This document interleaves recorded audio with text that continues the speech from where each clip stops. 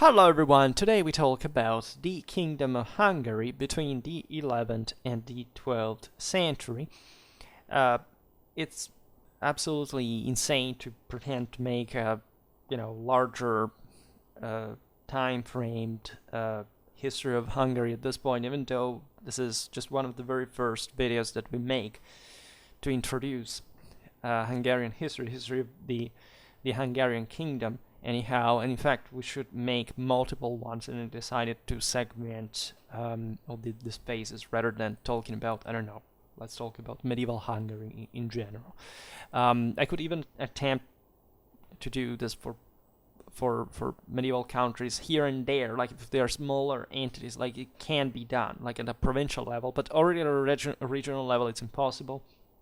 I've been doing something already about Lithuania, also about France by a degree, but let's say Bulgaria, Poland, just recently as well. So as you know, I'm covering a little bit all these areas.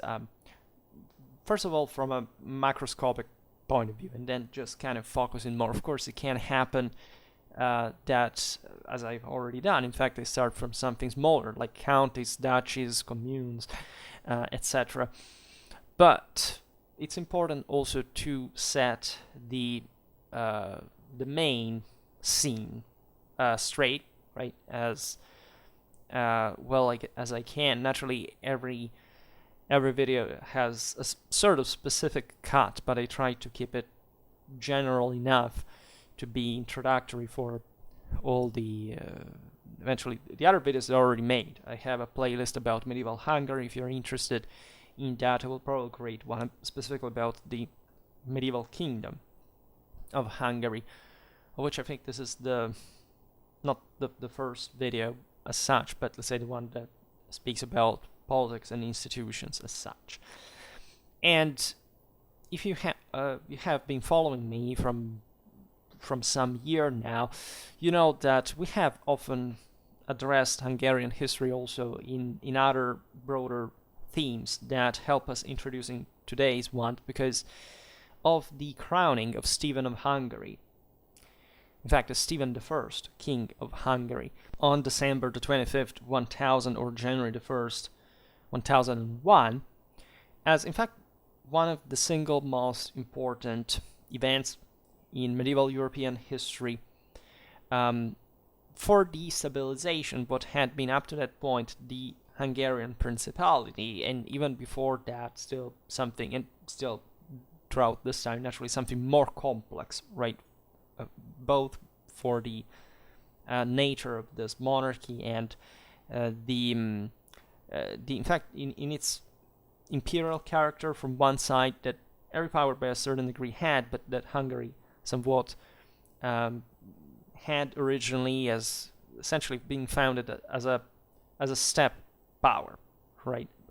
Conceptually, right? Even though the Ugraphines had come from a non-step era, but definitely the political institutional models were definitely something, one of step-ish overlords, let's say.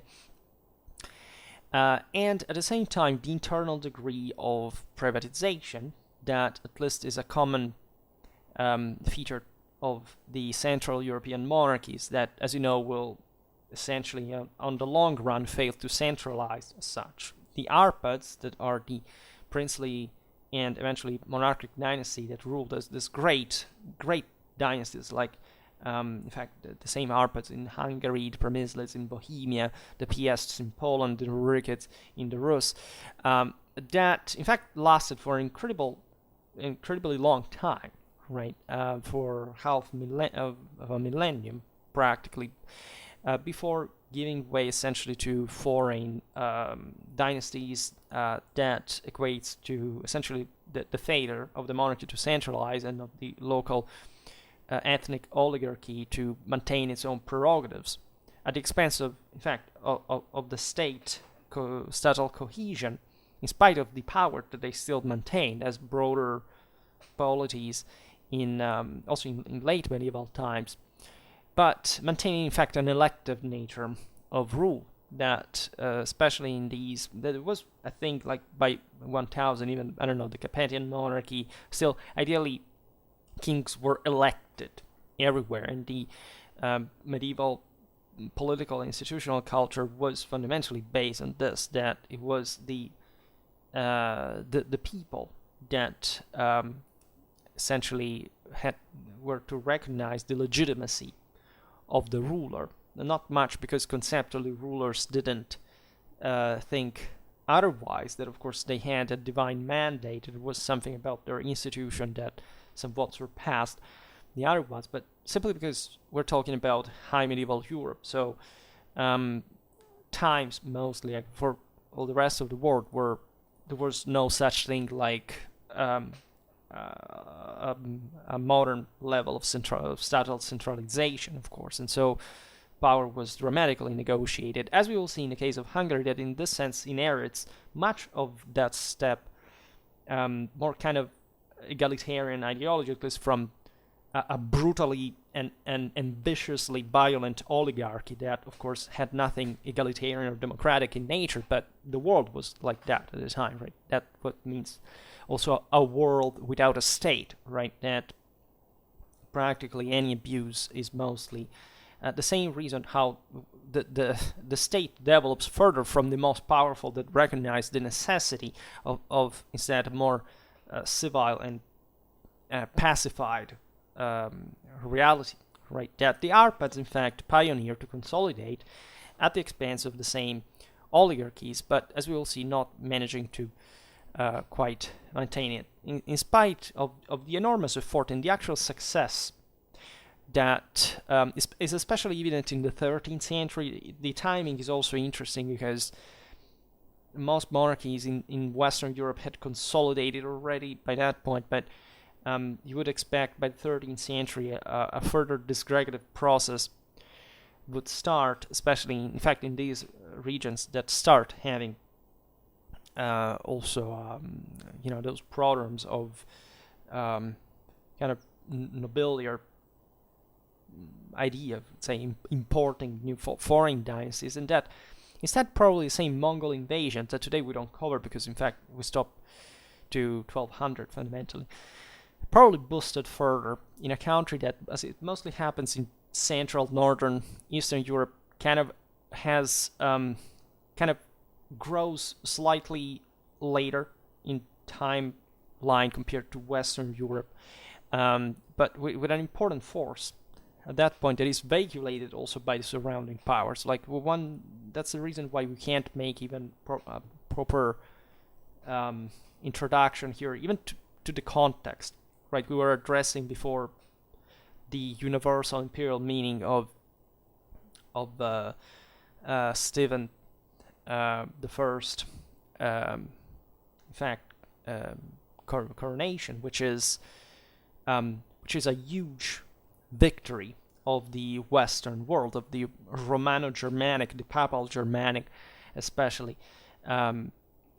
Power over this area was won, right, over by after the Magyars had been tamed fundamentally and diverted and fundamentally forced to mostly consolidate internally rather than keeping to loot, as they had been doing throughout all the 10th century, and kind of trying to destabilize mostly what they had in the West, right? The Germany, Italy, that instead through that victory and later through the empire, the papacy would have, as we'll see now, also a very heavy cultural influence on Hungary itself, including with a lot of German and Italian presence in terms of local communities that were very skillfully used in this sense by the Arpads to consolidate at the expense of the ethnic oligarchy.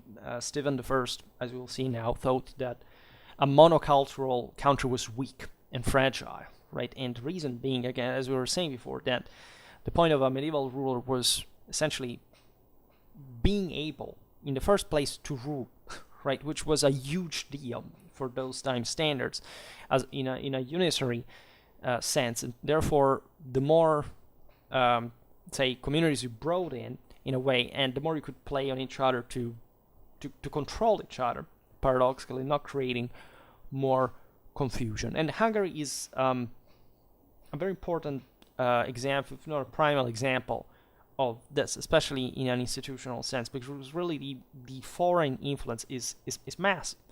After Lechfeld, Hungary had entered, in fact, the Germanic orbit. Right, it was a point in which Hungary could be,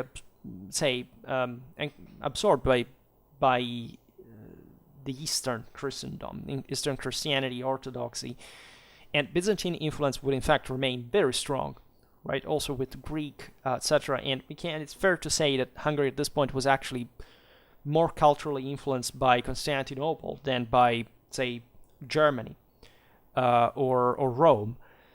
But it would gradually stick, and very directly so after Lechfeld, but let's say it would gradually absorb, mostly instead, the Western influence from the Holy Roman Empire.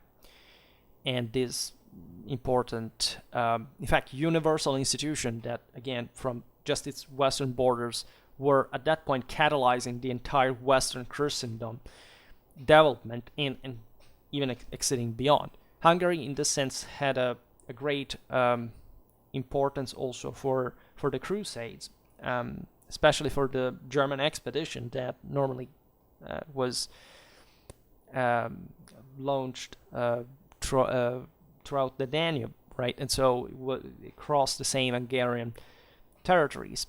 But there is more. It's also the relations with the steppes, like Hungarian warfare, and we discussed this in the videos about it, has an enormous deal since the origins, but maintained throughout this time. If anything, because the Silk Road ended in Romania, in the Danube Delta, fundamentally, a massive Middle Eastern influence in arms, armor, siege warfare capabilities. The Magyars that came from first the forest, then something happened in the steppe, probably an important caliphal influence there from a military point of view, but also at that point the Persian one that surely was very strong among the Abbasids, in fact, as well, with siege capabilities, which normally steppes peoples didn't have, like the Kumans also, that were always a problem for the same Hungary, at least by a certain degree. In part, they were also used to be settled in Hungary and becoming a sort of royal army. This is, by the 13th century, very, very known, again, at the expenses of the ethnic nobility that instead always tried to erode royal power in a way or another. Much more, in fact, sedentary influence than these other peoples.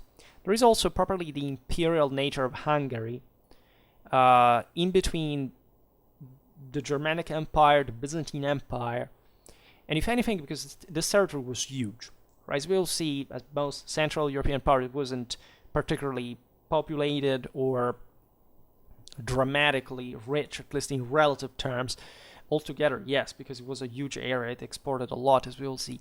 Nor, it had much of a previous history of urbanization or communication, so it kind of fits the broader, generally speaking, the broader Central, Eastern European, also Northern European dimension was quite big if you consider in the divide, especially in post-Western Roman Europe. That was really something else. But it's the nature of Hungarian power that remains anchored, if you want to, that older, in fact, stepped over lordship model that brings, in fact, if you look at the title of the Hungarian kings, they're kilometric. They never end because they added every single damn people they had around. They objectively were really many and subjected to them. So, aside from the Magyar ethnic clans that had settled in the Carpathian Basin, Pannonian Plain, all the surrounding areas were fundamentally Slavic. There were other ethnic elements coming from the steppes. There were, as we will see now, German, Italian elements. There were Jews. There were people. Hungary was an important crossroad, as you understand, even just as we were saying before, for the Danubian highway, if anything. And it was subjected to lots of influences. Hungary interfered in the Rus. It fought with the Byzantines. There are always also this kind of borderland areas with, like Serbia, Croatia especially, that would have an important role, also contended with Venice in Dalmatia, etc. So it's really that big and messed up, and objectively it's a power that would evolve to be one of the most powerful, the greatest in Europe, easily, right? Before the Ottomans essentially crushed, and Hungary had managed to consolidate its unity, and eventually it was crushed anyway, and in this sense was paying for those kind of character of the late medieval Central European elective monarchic relative instability, but also military speaking was capable of astonishing feats, and we have to talk about great things, right? Starting from Magyar warfare to the Black Army in late medieval times. But hopefully this video will help setting at least that bit of context and background necessary maybe to approach the history of the country. Now, Stephen, as we've seen, was crowned at the beginning of the millennium with a very powerfully symbolical, in fact, and grandiose project, right, that was backed by the empire and the papacy, right? The relation with the empire were not particularly easy, but by a certain degree, not even the one with the papacy fully. There were always conflicts, competitions involved, etc. It's also unfair to say that Hungary was, for example, a Germanic protectorate of some sort. Surely the Germans had owed the Magyars after Lechfeld, and great part, in fact, of the Hungarian power had been eroded even before against the neighboring Bavarians that were the same ones that backed them at some point. And in this, in fact, great and accomplished project of stabilizing the Magyars, settling them down for good, right? Starting to build a state, centralizing in at least alongside the pattern of the Frankish world, the Imperial Catholic world of that time, and successfully so. And the Germans, as we will see now, actually waged campaigns against Hungary, unsuccessfully, but still proving. And I discussed this in a video that I was, there was a user who was asking me about that thing, and especially in the 10th century. Still, from a political, strategical point of view, that if you invade a country, it's because, generally speaking, you are the one who can afford to do that, right? Among the various powers, you are, at least internationally, the most powerful. Then, as we will see, in fact, succeeding is wholly another matter. And Hungary was very cleverly controlled, also because that part of kind of scorched earth strategy and kind of harassing guerrilla wearing out mentality was a bias of the Hungarian military, especially at this time, as we will see during the 11th to 12th century. Hungarian warfare will radically westernize, so that by the 13th century, yes, Hungarian armies were fundamentally just providing as the bulk of their forces essentially a Western army. Then they always maintained actually some, not even just through the external nomads that were periodically settled and absorbed in this way, also as a viable military recruitment pool within the same Hungary, especially in the areas that were still more kind of savage and steppe-like, because also, there are literally the steppes in Hungary by a certain geographical extent, and that's in fact the areas where also some oligarchic islands had maintained, at least in part through their estates, this kind of more traditional way of life and levying troops, even though they also westernized in the process. But in fact, from the same locals, that in part in some fringe or core areas, depending on you're talking about the political or the geographical side of the story, that still lived in a kind of semi-nomadic fashion, and that was quite useful because, again, it's like, I don't know, during the Roman Empire, those areas that had not been fully civilized yet were still the ones that provided with soldiers that were willing to to go for fight. All the others had gentrified, and can talk even about very core lands. Incidentally, part of the same Illyricum that Hungary covered at this point, but I don't know, the in Anatolia and even in some parts of the west, in the northern, less Romanized there. So it's very interesting to study that. I hope we'll go in detail soon also about the Hungarian army organization of this time, never discussed. In any case, Stephen I of Hungary would deserve again a video or 10 videos just about his own figure, right? He consolidated his rule through a series of wars against semi-independent local rulers, exactly the ethnic oligarchy that resisted the process of centralization. As you know, the Hungars had coalesced as sort of this very, again, as a confederation, right, of different tribal chieftains that all controlled their own clans. So they stressed the unity of themselves, properly the composite nature of, still in a kind of migration era mentality about those ideal, the ideal liberty of the individual clans.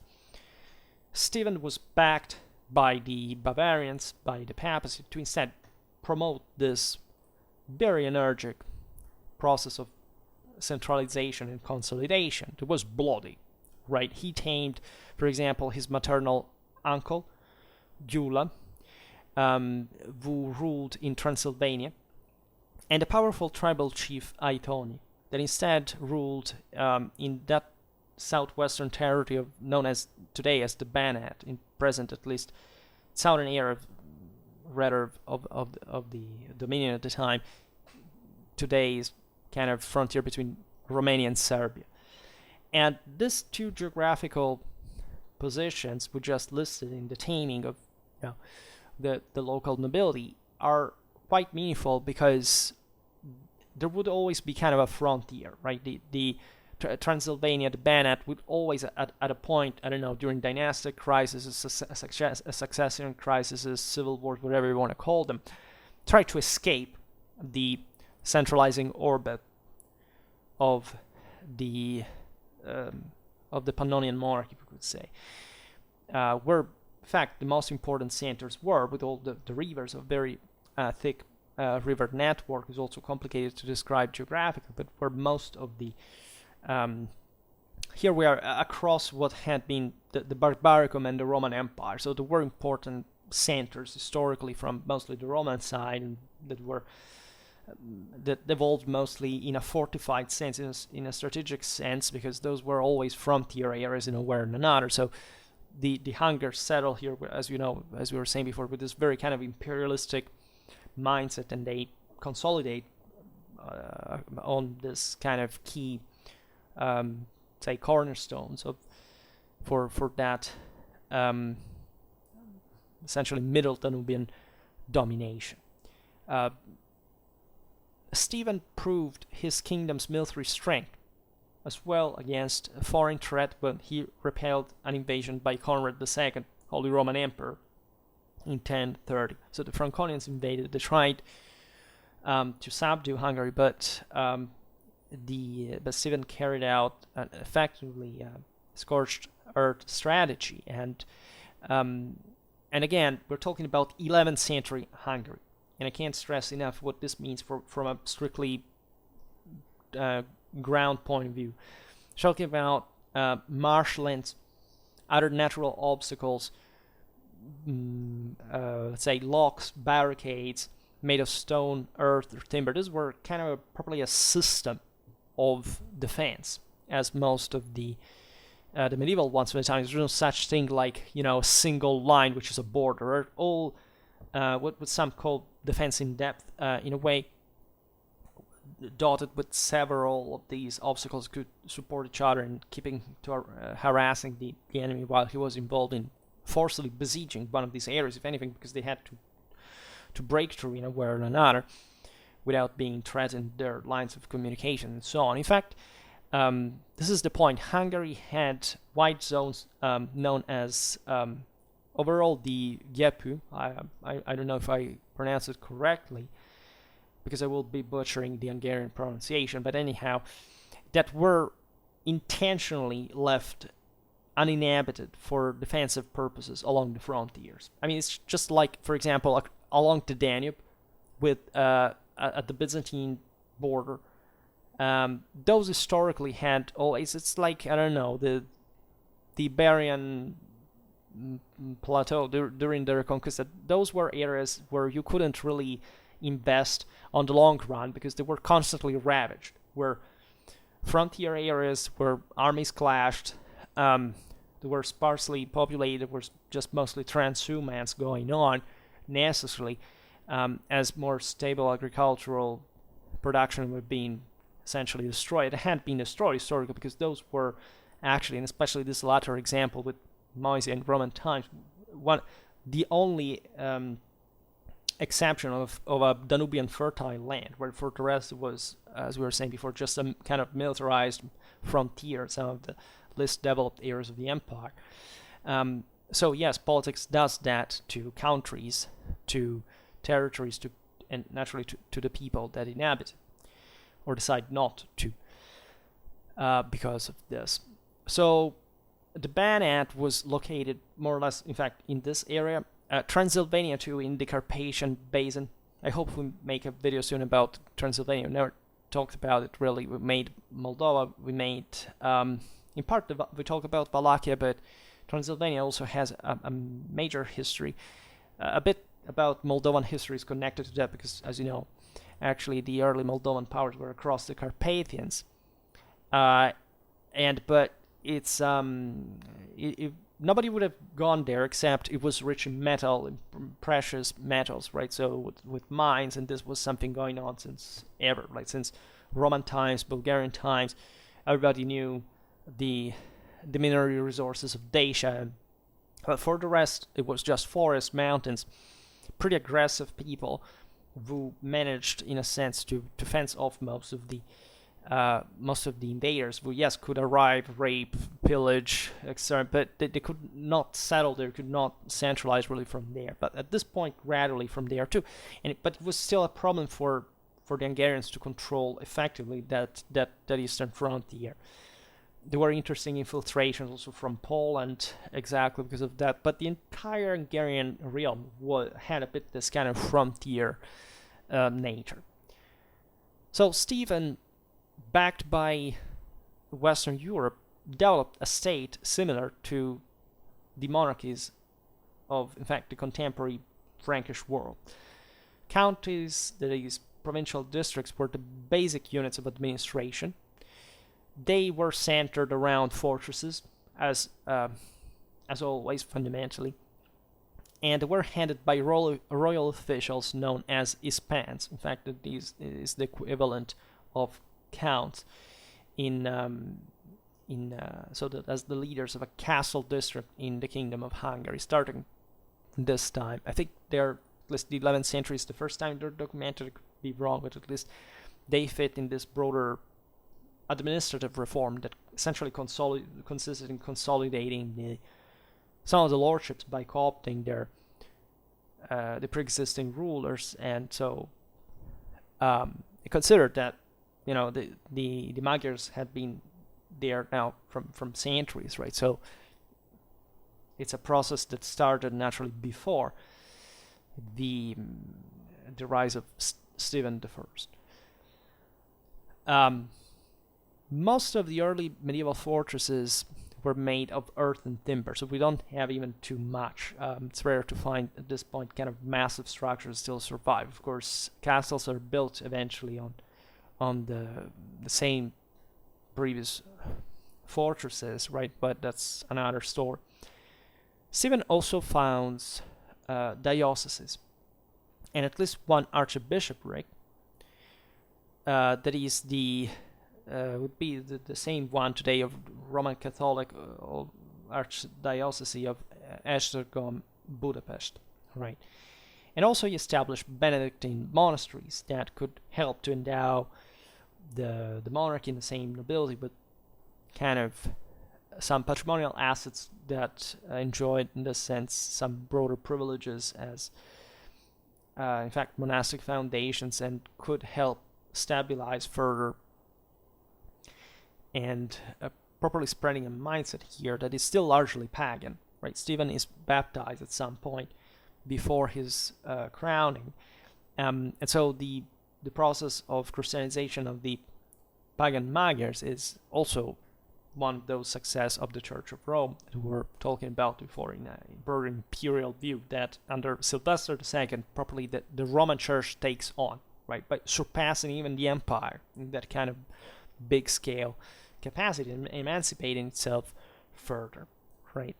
As we also observed in the video about Croatia, there is a special attention that Rome dedicates to this area because it was a frontier one with the Byzantines, so winning over the Hungarians, specifically such a large power, was extremely significant in the European balance of that time. The earliest churches were also pretty simple wood constructions, right? Except the royal basilica at Székesfehérvár was built in Romanesque style, which also shows kind of the best of the Western architectonic capacities and the wealth of the Arpads, right? Consider that at this point stone structures, even for castles, were rare, even in the West, right? Especially north of the Alps, most structures were still, in fact, of earth and timber, right? Could be more advanced because the feudalism was more advanced towards already kind of settled dimension. But it was very rare in some certain areas of Europe. Probably they had never seen kind of widespread stone buildings in the first place, because probably the political and social nature of their countries had not even properly rendered it possible. It had been in part the boundaries of the same Roman Empire for also climatological reasons and more. Also, with the introduction of the Catholic Church hierarchy that, of course, oversees this broader process of conversion and, ideological orthodoxy, Latin emerged as the dominant language of ecclesiastical life and state administration. Because before this, of course, there were Christians in Hungary. Christianization largely started spontaneously everywhere before it was kind of officialized institutionally in medieval history. But up to that point, Hungary had been more exposed to Byzantine influence, and so some royal charters, for example, were likely written in Greek at that point, right? Not that the people really were meant to read, but the elite had connections with Constantinople, significantly enough, and there was a competition between the Catholic and Orthodox kind of in fact background that took on some political color, factional meaning. So the bishops were required to supply the local clergy with liturgical books, so to alienate them with the Roman standards, probably also literacy, which was a big deal, right, in lands like Hungary. So it was, again, a very gradual process, as it had been in the rest of Europe during Christianization. But this is done ordered. That's what you need also an ecclesiastical administration from. You have a hierarchy, you have a discipline, you have an authority, you have an order, right? Also, the Arpads contributed to this, culturally speaking, because, for example, they regularly donated codices, manuscripts, to monasteries. This was an enormous thing. Like, a manuscript at that time was like, you endow somebody with a Ferrari. It's like, it costed a lot.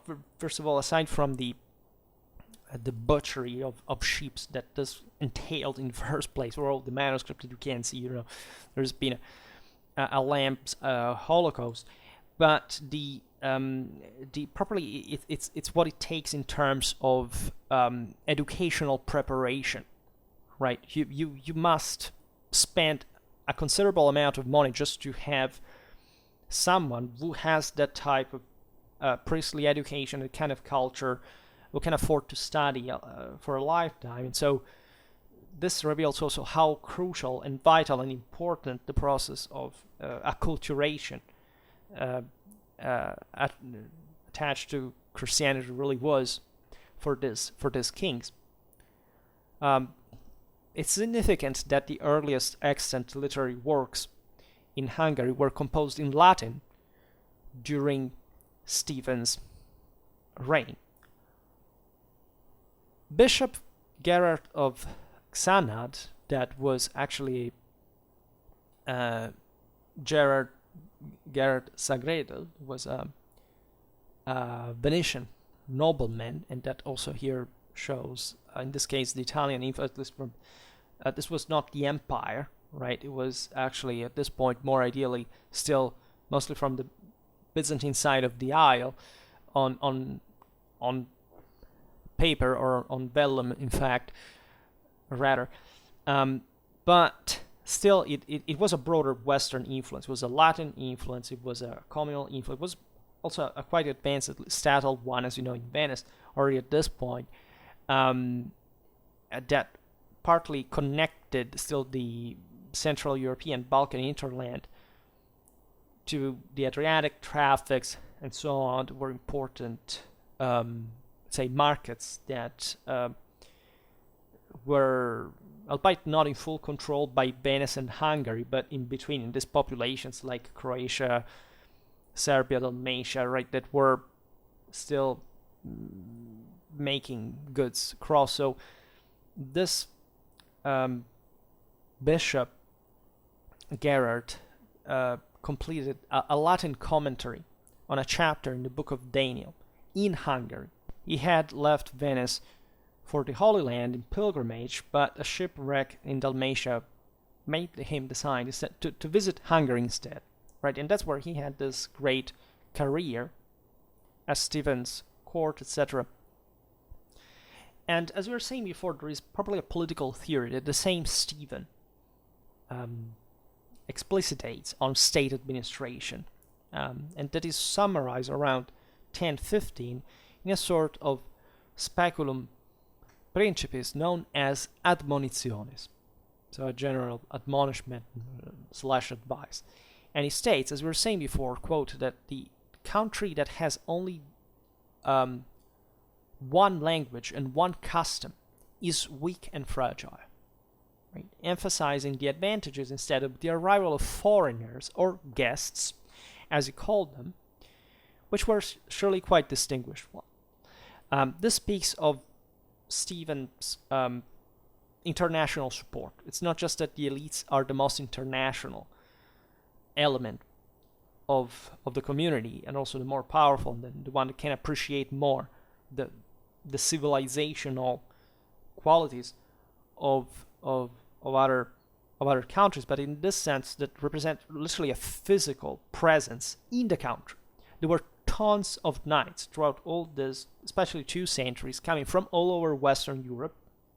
As we've seen before, there are mostly Germans and Italians, but there are Englishmen, there are Frenchmen, Spaniards, that are literally welcomed in very consistent numbers, but I mean very consistent ones. Also because Hungary is big, right? There is a tumultuous development, as you know, and growth economically, demographically of Europe. There are all these, in this broader, also dynastization of power, lots of cadet sons, noblemen that want to make a living, and they are essentially entheoved by the Arpads in Hungary to provide with a more loyal element of the army, and also a pretty heavy and, as you know, professionally, military, technically very advanced one, right, that contributes also to, in fact, westernize further Hungarian warfare towards that availability of heavily armored, thickly packed formations of knights that really are providing with a dramatic force on the battlefield and are fundamentally decisive, as also the Crusades show. Tactically speaking, they require also a lot of resources to be maintained. And in fact, there is, in parallel, as we'll see now, a process of feudalization of Hungary. accelerating at least. Stephen's laws were aimed at the adoption, even by force, of a Christian way of life, right? So of course, conversion was forced in as much as properly royal authority was imposed successfully on the land, and simply because the political factions did revolve around Christianization or not. We've seen it in Poland with the PS. We'll see it in Hungary now. There were namely pagan rebellions that were practically translated anti-monarchic rebellions by people that, in fact, in practice, it's not that they gave a damn about the religious problem per se. It's just that because Christianity and paganism had been coexisting, would keep doing for a long time, especially you can imagine in parts of Hungary that never really were fully Christianized by these centuries, if not namely. But it was about, again, from the local clans, the local mob, to maintain control, whereas instead the state wanted to step in, right, and consolidate further. Now, in this sense, Christianity helped a lot because, and it's no surprise that Stephen especially protected Christian marriage against polygamy, right, and other traditional customs, because Christian marriage brings to a more nuclear community, right, family properly, whereas the previous pagan system was much more, promiscuous, exactly to maintain a blood connection within the clan that was essentially the only gluing factor at that point that you could have. And primitively speaking, these communities were, set, as you know, dramatically unstable in the first place, and that would help instead through Christianization to regularize, to hierarchize the system better, right? So that there would be a larger collective discipline and thus also power increasing in the same country, as we will see. This reflected itself also in fashion. Some symbols, items of specifically pagan fashion that disappeared this time, like decorated belts by a certain degree. Decorated belts remain for sure, but certain specific features and characters start changing. Even if they're not outlawed, it's a matter of also what the king does, really, and how much the nobility cares about being co-opted in the system, being updated accordingly. There's sort of new, also court etiquette imported from the West and so on. Commoners, for example, started to wear long woolen coats, whereas wealthy men persisted in wearing their silk kaftans decorated with furs. A very kind of Magyar type of lifestyle that in this sense embodied more the oligarchic, let's say the ethnic nature of the oligarchy. Or if you prefer the oligarchic ethnic policy, it's just a bit like the Sarmatism of the Polish Szlachta, the idea that, there was also an identity, let's say an emphasized identity of the steppe in some sort, even though many of these people were presumably just descending from the local natives, not much from the early conquerors anymore, but still wearing the older fashion meant that you were some of those older overlords that didn't want to bow to royal authority. And just to tell you a bit the moral tempers of the time, Stephen legislated the following on decree on the abduction of girls. Just to tell you what 11th century Hungary really was. If any warrior debased by lewdness abducts a girl to be his wife without the consent of her parents, we decreed that the girl should be returned to her parents, even if he did anything by force to her, and the abductor shall pay 10 steers, this is cattle, for the abduction, although he may afterwards have made peace with the girl's parents. So moral of the story, don't kidnap girls, right? Even if they're okay with that, kind of let's try to keep the social peace in a sort, so that we don't have to overcomplicate an already pretty messed up situation with all the wars and, in fact, political competition and so on. But this would be normal in a sense. Also, the same saint, there are many saints among the Arpads. The same Stephen. But Ladislas the First, for example, is said to have saved a girl from a Cuman rider, right? And this is just the kind of, temper, generally speaking, that this is not just the Cumans, right? It was just in the mentality of this semi-nomadic, just recently sedentarized, more or less settled people at that time in the area, right? So it was a problem, right?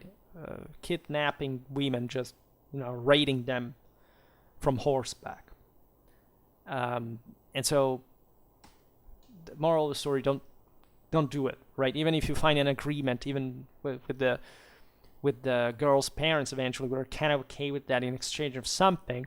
Consider that here the mentality, slavery is all over the place as well, so you can literally negotiate on somebody's price, including children, etc. And as we will see now, say the juridical status of people was not, again, as we were saying before, there is no such thing like a modern state, right? Things like freedom, half serfdom, slavery are like, it just depends on who you are and what you do, because there is nobody that certifies that by truly absolute categorical means. Like, it mostly depends on where you live, was the most powerful person around, was under protection you are, right? It works like the mob, right? It's exactly the same thing. So people decide fundamentally whether you are full free. And there is no such thing like full freedom in the first place, right? And not even just full slavery in the first place. It's all something evaluated on the basis of who you are and what you do, especially. In fact, from a legal perspective, Hungarian society was divided into freemen and serfs, if not slaves proper, but all different shades existed. All freemen had the legal capacity to own property, to sue, and to be sued, in theory, right? In practice, again, they were mostly under somebody else. Yeah, they could sue and be sued in the sense that they could, in theory, appeal to the monarch, but the degree by which he would or could respond was very limited. As always, essentially, just as it had been throughout the ancient and medieval world, right? You had rights mostly if you were a powerful person, and especially at this point, right? So, of course, that oligarch would be quite a pain in the behind if he wanted to, stress his own prerogatives against the king and so on, because of the presence of a previously, kind of alleged custom regarding that. In practice, it was just a political negotiation. But let's say the average farmer on the, with some land plots on the Tisza River was not maybe that even inclined to have much of it was a local justice. Like, the local communities, in fact, were self-administered mostly. Again, but it meant that locally was also a more powerful person that administered laws, supposed to do his own to his own aggrandizement, we can say. This helped, again, establishing a hierarchy and improving the institutions, and through them, eventually also people's lives. In any case, it was a pretty rough world. In fact, as we were just saying, most of these freemen were bound to some overlord, some even to the monarch, telling the truth. Right? The only truly free people, or at least those who had some particular protection for which it was a big deal just to touch them in the first place, was the aforementioned guests. So these foreign mercenaries, these foreign knights mostly, that could freely move everywhere. For example, like you're not an average medieval person. You can do where you can go wherever you want. For example, you can move, change. No, you have always someone. But this is normal in most places in Europe at this point. among freemen living in lands attached to a fortress, there are the castle warriors, so the local lords' retinue that serve military, of course. Then the castle people that live there, and like they cultivate land, they're craftsmen, they make armor, I don't know, arms, render other services that are very different according to the nature of the lordship. But all freemen, exactly because they are considered, at least in theory, quite hypocritically so, actual freemen, have the honor, the duty and privilege of bearing arms. So they have, in theory, a power that they can exercise, also at the expense of others, because some of them would be the same lords that would manage to subdue others. So they had to pay a special tax that in most cases was just capitatio, let's say, in full kind of Diocletian mode, we can say, the so-called freemen's pennies. Right? It was a direct tax in the Kingdom of Hungary between the 11th and the 13th century. There are 8 dinars per person per year to be paid to the monarchs. It's not a few, by the way. And this also substantiates the degree of that subjection, as to say properly that they aren't actually free. Peasants, known as udwornici, are exempt of this tax, because they are somewhat transitory between the status of freemen and of serfs, but they were also obliged to provide well-specified services to the royal court specifically. So some of these people, paradoxically, were more powerful even than other freemen, right? We find the same in Frankish Europe, right? The lord's serf very often ends up, to live better in the lord's retinue, and even becoming a castellan, and later on maybe even ennobling himself and his family over the generations, exactly because he's been initially more subjected to the lord as a non-freeman, right, than a freeman that was freeman but still was ever poorer and more bound, or at least not necessarily more poor in absolute terms, but it's like less free, in fact, in relative terms over time. In fact, these serfs in general, owned their own property. This was a thing ever. Even slaves could have a peculium, like if you think of ancient Rome or among the Germanic tribes. Slavery was all over the place, but exactly for this reason, there were different shades of slavery. And the worst ones, of course, were raw and savage in the worst ways. But let's say most people, in order to perform some duties, had to be functional psychophysically. So again, it was not mostly like that. So they cultivated their master's land with their own tools. For example, they kept an important amount of harvest for themselves, like even more than half. Stephen's laws and charters suggest that most commoners lived in sedentary communities which formed villages.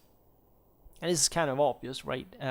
Mostly Hungarian, the Hungarian subjects were sedentary. And even if they moved, at least they had kind of they had different places where they would move that would eventually bring them to sedentarize further. So an average village was just like, several tents, semi-sunken timber huts with a corner earth that, as we will see, would come to play a part, in fact, as the countries, the people sedentarize further, also for the tax system, the earth tax.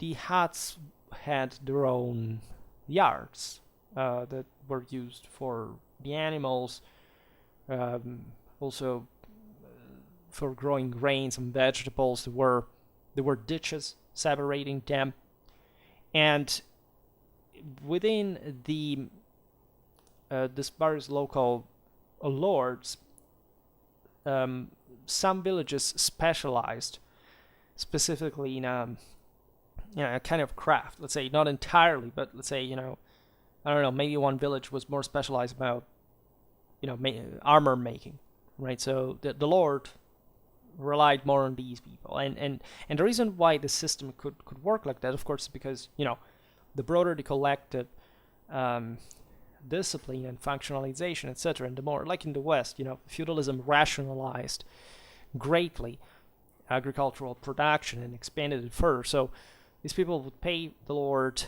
for what he needed, like in this case, agricultural resources, weapons, other services. And this guy was the guy who represented the land in all these villages at the upper levels, right? He could compete for the crown himself. He traded with faraway places.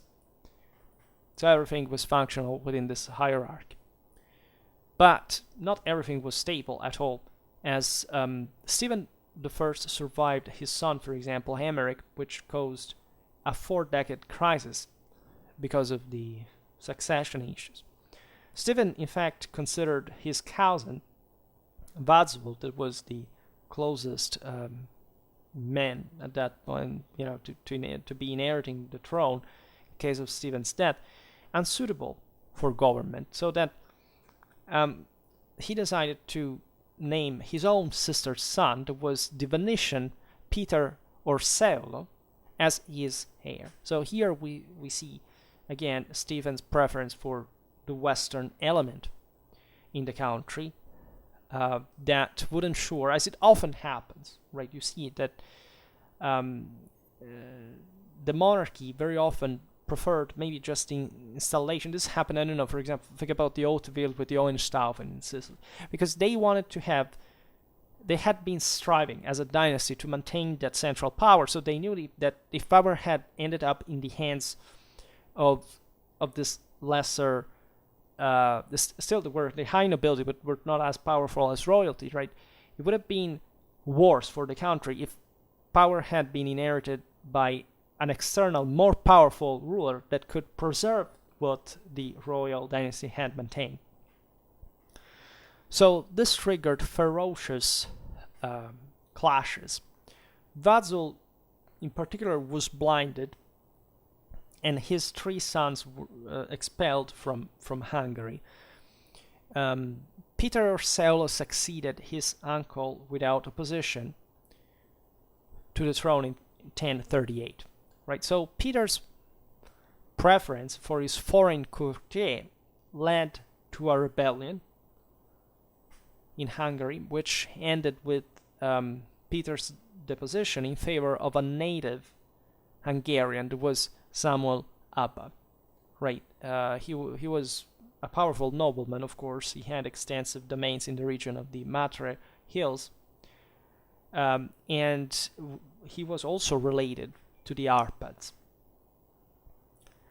And supported by Emperor Henry III, Peter Orseolo returned to the country and expelled Samuel in 1044. During his second rule, Peter accepted also the Holy Roman Imperial suzerainty on Hungary, which was a big deal, and that the emperor and the papacy wanted to strengthen, right, to expand further in Central Europe. But Peter's rule ended again, and for good, with a new rebellion, this time, as we were saying before, aimed at the restoration of paganism. This was the so-called Bata Pagan Uprising, and it brought not just to the deposition of Peter Orseolo, but also to the martyrdom of Bishop Gerard of Xanad, right? And at the same time, it basically brought back to the throne the Arpad dynasty. In fact, since the nobility realized themselves that they were too divided to provide with a powerful ruler, like chosen among the others, would have triggered unavoidable further unavoidable divisions. Andrew, that was one of Vadzul's sons, so he belonged to the Arpad dynasty, returned to Hungary. He defeated Peter in the process, and suppressed also the pagans in 1046, which is very interesting because it shows you, as it had happened in Poland, again, in the same way, that this pagan rebellion that had occurred, especially also at the end of some kind of troubled problems, like in that case the PS had waged a lot of wars, they had a toll properly on the fabric of the community. Here too in Hungary you see this power struggles essentially bring the same.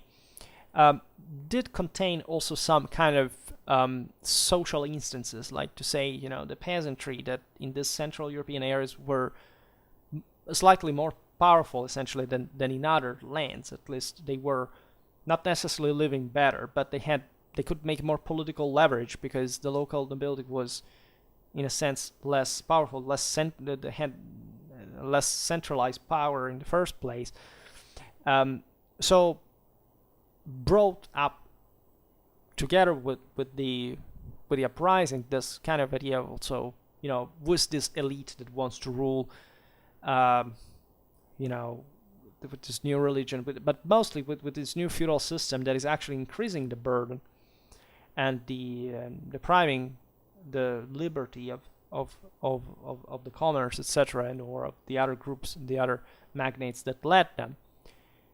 And so there's this pagan meaning to it, but what the same nobility does is that they choose to come to make the same art, but Christian ruler coming back, so that, of course, the nobility was also much more interested about preserving that status quo rather than making paganism kind of coming back again with all it entailed, with kind of a more less developed properly view of politics and society, would have disgregated the state further and make the whole system collapse. So, of course, it was a matter of interests, but interests that were, in a sense, what made countries in medieval Europe, and that is a counterintuitive concept, because most people today hate the state because they live in states that suck because of the people themselves, and they don't realize instead that very often the elites know better, or at least if people were better, they would also have better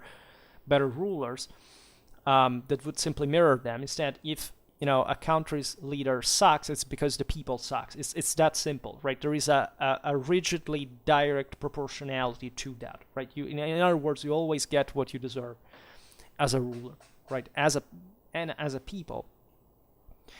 So, of course, these pagan uprisings do not have any future. Like, Europe Christianizes further dramatically everywhere in the century, so it's not something can be seen as a big scheme, etc. European civilization was taking off literally at this point, like it had never been seen, and I think would never been seen historically afterwards, because proportionally for the economical potential of the time, there's nothing like the boom of Western Europe, let's say broadly meant, during the High Middle Ages, historically, in no country anywhere, right? So if this system happened also throughout Christianity, there may be some question that those who deny this should ask themselves. And there's a very specific religious explanation also in the same traditional and even so-called pagan view of the same thing. It actually was the same as Christianity by this point, but people don't really get it, that it is really a political thing rather than a religious one, and they don't study history of religion either, and continuously misunderstand Christianity and paganism as two opposites, and which doesn't absolutely make any sense by any religious historical standard. That's why I also make videos on the topic, because the level of ignorance that the world has reached today, frankly, is utterly shocking, right? And people are actually convinced of that. That's the same thing that makes you realize how low we have fallen, especially when you realize that nobody actually studied anything of this. But for the rest, when you look at Hungary here, it's evident that the thing began to improve, right? Importantly, because the country gains steam in the following. generations.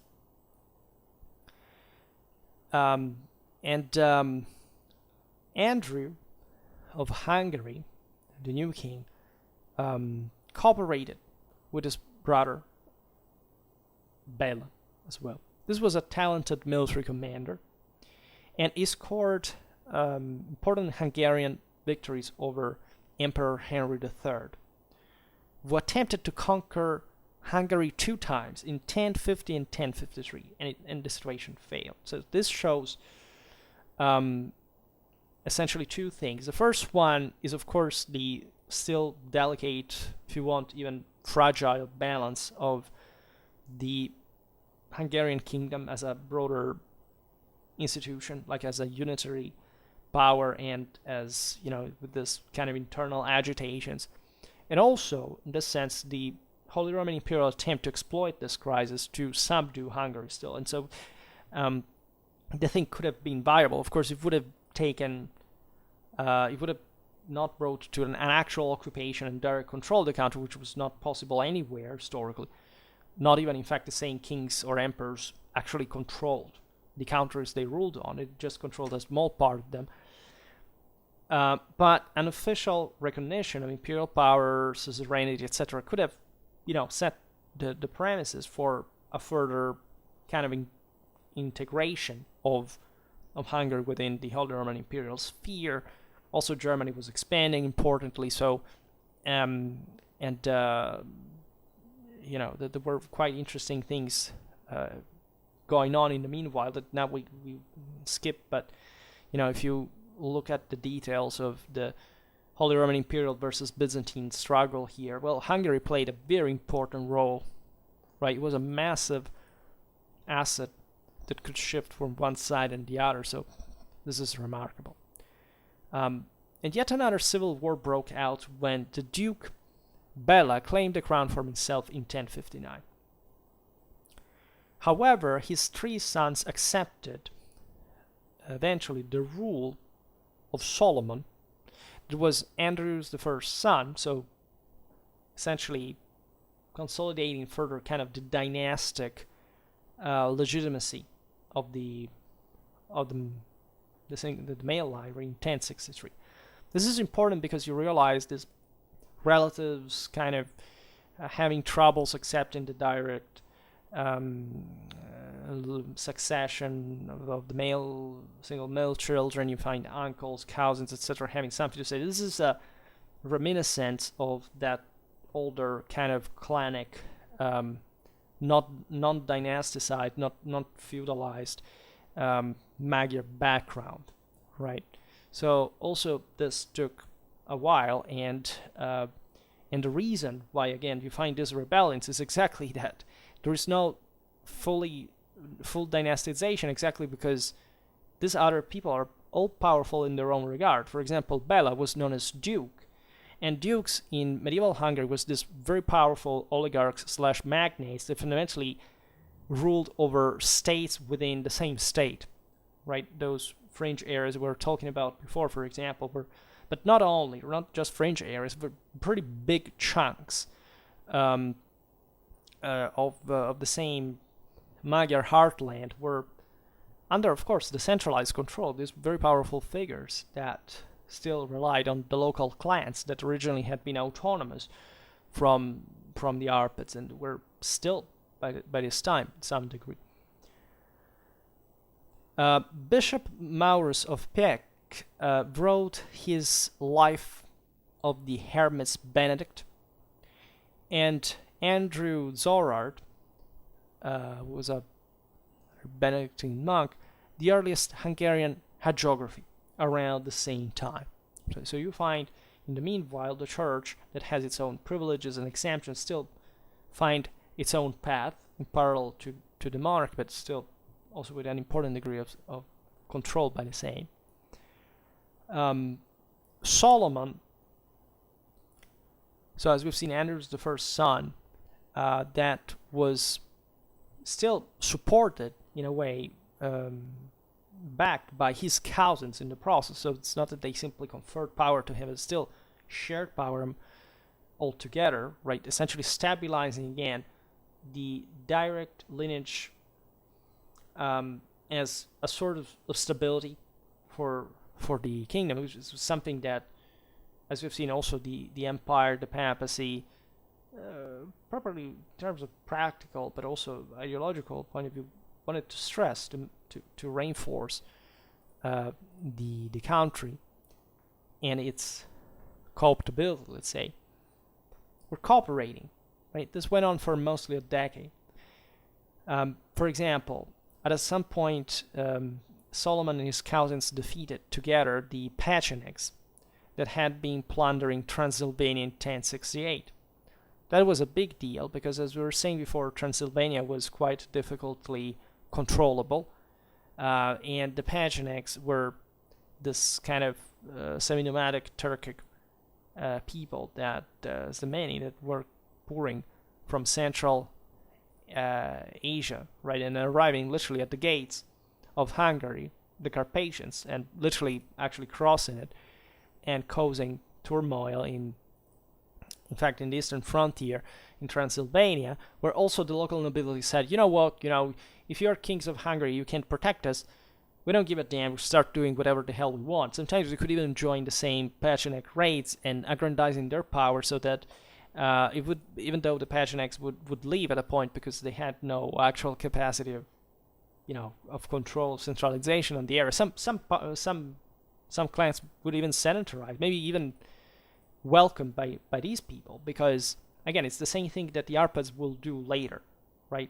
Having thousands of Cuman warriors at the direct dependence of the king. It was also Alpha Cuman at that time, and using it as the preferred army as opposed to, again, the ethnic one, quite meaningfully. So that when the monarchs would come back to Transylvania, would have a much tougher job at controlling the local magnates that, as we've seen also in the local land, were dramatically entrenched in a pretty hostile territory that the monarchy could barely control. So the power conflict in the royal family caused, however, a new civil war in 1071.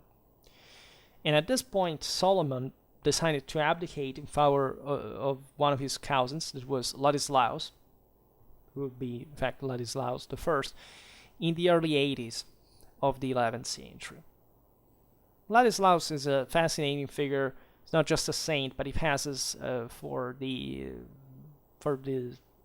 model of chivalry.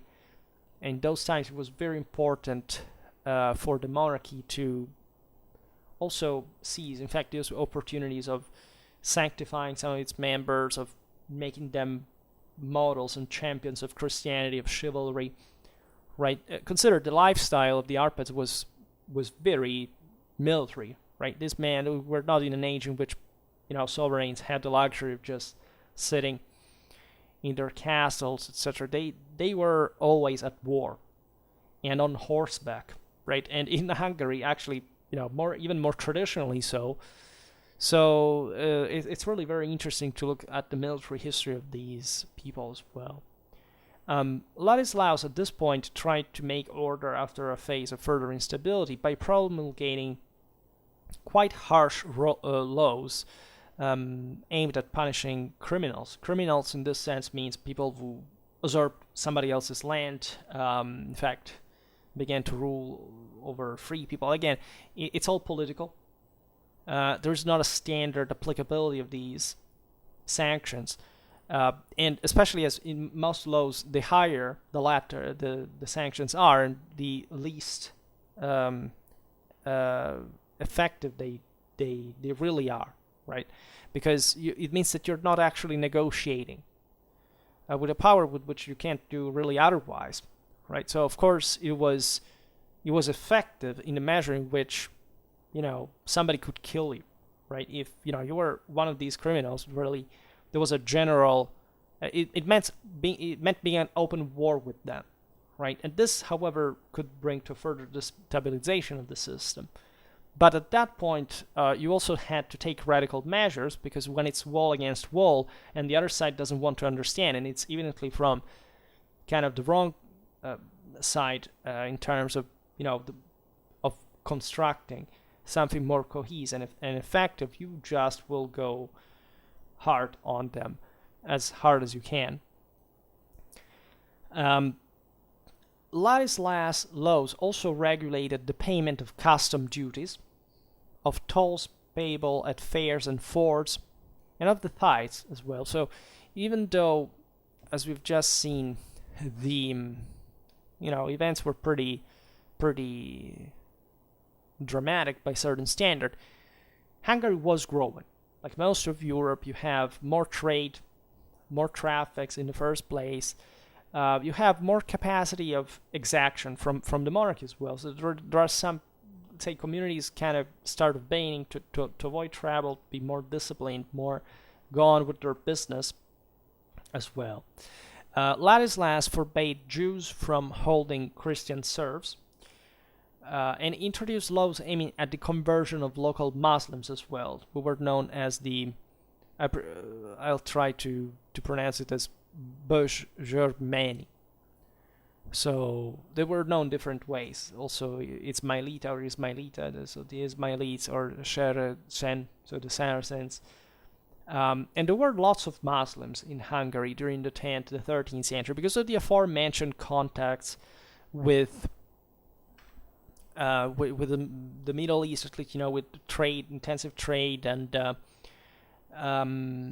just also through Constantinople, right, that had a very strong Muslim mercantile presence, for example. So these people had been very important, telling the truth, the same Jews, for developing further the monarchy. This is true also in Bohemia, in Poland, in the Rus, a bit all over Eastern Europe, especially after the collapse of the Khazar Khanate, that had spread this, namely Jewish individuals, and that's a huge problem. If you ask Orthodox rabbis today, that's quite a complicated thing, because these had been converts of tribes that initially were not the original ones of Israel. So there was a huge issue, and of course different interpretations also within modern Judaism about this, depending mostly on which kind of more liberal, conservative Jewish side of the aisle you are. But these people had been very important because a bit like this, again, being apolitics at that point without anywhere to go back, they were taken by the sovereigns under custody. The fact that they were Jews and Muslims, so that by Christian standards would have just gone to hell, was an excuse by the monarchies to actually entrust them with credit activities, banking activities. I mean, some kind of, in fact, money lending business that was developing actually within especially Western Christendom very much. It was just circumvented in other ways, just like saying that interest were just the costs for maintaining the business, etc., so that they were legitimized also by the church by a certain degree. But in practice, were a very powerful tool again against the ethnic nobility, because Jews, Muslims were mostly merchants, right? And so they were kind of revitalizing a bit also. They came in part from also more educated backgrounds, in many instances where at least they were developed as such exactly to perform those kind of official duties, like for exacting tolls, and developing town markets, etc. In fact, most of Central Eastern European urbanism owes to this monarchic kind of mostly Jewish cooperation to develop towns that hadn't existed in those areas historically before, at least by the extent of high medieval times, and at the expenses of the ethnic nobility, mostly was a landed one. So also a lot of Judenhass, kind of an anti-Semitism, in these countries historically developed very early, because, telling the truth, the royal authorities, the church authorities always were very protective, especially of the Jews, and also that were instead the targets of kind of popular reactions and or of this kind of but this nobility or clinic mentality that said, whatever is external, because the sovereign is more an astrophile than anyone else here, we will target his men, and what better target in that sense than the heathen, right? Except, if the same nobleman rose to power, it would use the same to the same extent. So it was just a huge hypocrisy. But it's always important to look at medieval times and realizing how far and to which extent, in at the risk of their own life, bishops protected, for example, the Jewish communities against the vulgus, the people, the scum of the earth. So we will see it now also because of the Rhineland massacres and the, how the Hungarians kind of solved the problem by a certain extent while these troops began to cross their own land. Now, the death of Vladislaus' brother-in-law was the King Zvonimir of Croatia in 1089 or 1090, created an opportunity for Hungary to claim Croatia for herself. This is a long theme going on, historically speaking, because, and we will make other videos on that, but Croatia had been slowly coalescing like a power on its own, like a state on its own, and however was just pretty small compared to the Hungarian giant, that even just if you look at on the map extensionally, it was enormous. So Croatia was kind of also, in fact, already under the influence of Hungary in many ways, as just were marriage ties, as would be typical internationally, but just a close land that can be very similarly intended as part of the frontier ones, or which the Hungarian domination already stretched.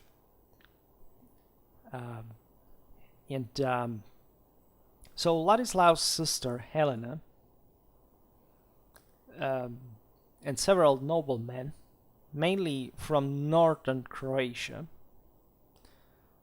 so the one, let's say, from the Danubian side watershed, right, supported Ladislaus' claim. This is interesting because that Croatia geographically stretched, there is an Adriatic side and a Danubian side, so of course the continental one had always been kind of closer to whatever was happening with the various powers settled in the Pannonian Plain, from the Avars to the Magyars. So Ladislaus' troops did something very kind of obvious at that point. They occupied this Croatian lowlands in the continental part. However, even there, of course, Croatian consensus for Hungary was not unanimous. So, in fact, that local nobleman, Peter Schwarzic, resisted in the Petrova Mounts.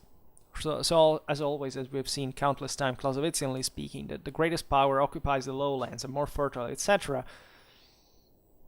They don't have enough, say, in the broader balance of their imperial dominion to go into the kind of dislodging the locals that have taken refuge in the mountains and the forests, that were also between the Slavs here, also in the north, in Slovakia, in the south, and so that are buried, as you know, fanatically defensive. But so they are very loaded morally because, of course, they have been invaded in practice. And so from the Petrova Mountains, they carry out guerrilla, right? They harass the Hungarians, the local officials, their supply lines, and so on. They resist. Croatia and Hungary from now on were, however, destined to remain closely connected for almost a millennium, fundamentally. So this, at least in those areas specifically, as still the broader internationalization, expansion of power were just connecting them. Anyway, Ladislaus I appointed his nephew, who was Almos, had been the son of King Jedza I and brother of King Koloman, as we'll see now, to administer Croatia itself. In fact, albeit Almos was the younger son, he had been favored against Koloman, who is his older brother, by the king for the succession. So Koloman, in spite of this, succeeded his uncle in 1095, while Almos received a separate duchy, right? So this very powerful entity still within the realm. So namely under his brother's suzerainty, but in practice quite autonomous. And during Koloman's reign, the brothers' relationship remained tense, unavoidably, and this brought to the blinding of Almas and his child Bella. And right, that's how you normally solve things at the root medieval times, except of course that's something that makes all the rest of the nobility freaking out. But Koloman is also a fighter. He routed 2 bands of crusaders that were crossing his territory during the time of the First Crusade, and some of these people were the protagonists of the Rhineland massacres, right? And they were not just Germans, but also French men, and they were part of the so-called People's Crusade. It was just a mass of desperates in many ways, nothing to do with the later expedition of the barons. It was of excellent order and discipline, and the one who would eventually take Jerusalem in 1099. In any case, these people were plundering the western borderlands. I mean, even the later expedition would be still, whenever they crossed these foreign countries was terrible. They said, I don't know, the Bulgarians were worse than the Turks, and by a certain extent they were right. And because, of course, nobody likes when somebody crosses your house and you live a mess, and it's not convenient. So you will teach them a lesson, hopefully. Except these are also dangerous people themselves. So Koloman also defeats Petar Svacic in Croatia. There is a later source from the late 14th century, specifically known as the Pacta Conventa, that would have been the alleged agreement concluded between King Koloman and the Croatian nobility in 1102, essentially defining the status of Croatia in the union with Hungary. Except this document is most likely a forgery, and the thing probably never happened, also because there was hardly a broader unit, especially of the Croatian situation, to just even accept something like that. And even though the Hungarians surely inflicted a pretty heavy blow even to the local resistance. And it does show, still, however, even though it's been fabricated by the Hungarians, the actual autonomy of Croatia and the fact that it was never really incorporated into Hungary herself, right? And it would be, in fact, always very battle on it. Again, it was one of those territories where every time there was an internal crisis in Hungary, they kind of, capitalize upon it by increasing their own autonomy. In contrast, the region known as Slavonia, so the part, like the present-day regions of Slavonia and Serbia, let's say, so we're looking again at the continental watershed of the Dinaric Alps, so between the Petrova Mounts and the river Drava specifically, became closely connected to Hungary anyway, right? So that there's an area, in fact, that maintains a very important influence. Let's say probably the hardcore element of Croatian rule was a bit more in the northwest, whereas also the Dalmatian part was eventually hegemonized by the Venetians. So the territory was composed a bit like that. In fact, speaking of the Adriatic coast, when we look across the Dinaric Alps, the cities of Zadar, Split, other Dalmatian towns, at this point accepted Koloman's suzerainty. We're talking about 1105. but their right to elect their own bishops and leaders remained unchanged. So it was just a nominal control, and those would be even more difficult actually to reach in the first place. So they had really another story. Considering all of this, there is the development of Serbia. Still, the Byzantines have an important influence in the area, with in the 12th century resumed importantly control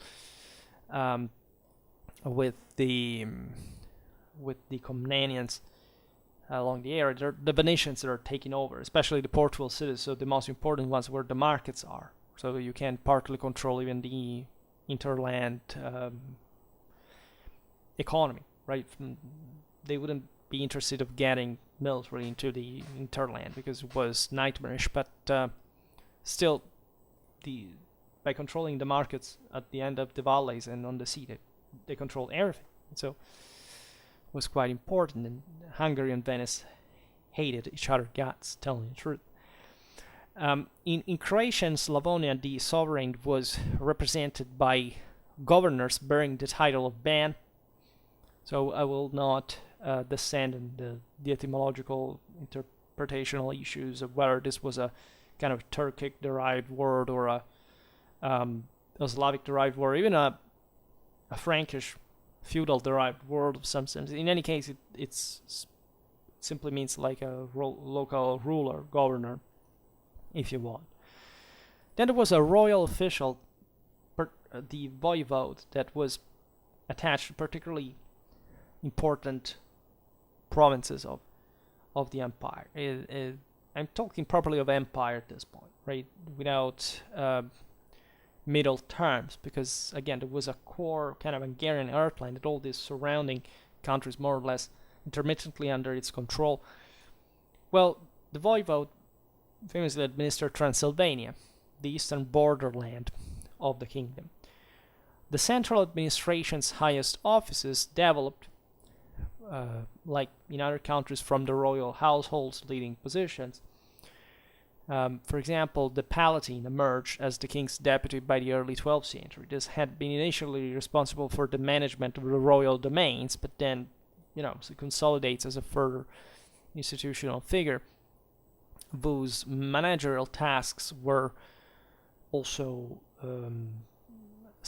transferred to a new official who quickly gained the functions of a chief justiciar, royal judge, right? Also to check better the Palatine political power, not to increase excessively in relevance. Like Ladislaus I, Koloman legislated extensively. He prescribed less severe punishments than his uncle had done, so it was a general consolidation and pacification and kind of tightening some restrictions accordingly. He ordered that transactions between Christians and Jews were to be put into writing, interestingly enough, because there were problems concerning the laws under which people obeyed. So the news are interesting, if anything, because it speaks of the fact that by the beginning of the 12th century, still, like written practice in some of the Central European areas were scarce. So, but Koloman prohibited Jews, for example, to hold Christian slaves. Again, at least reinforced the measure. Introduced a ban on sale of native slaves to places abroad, which evidently up to that moment was at least it happened frequently.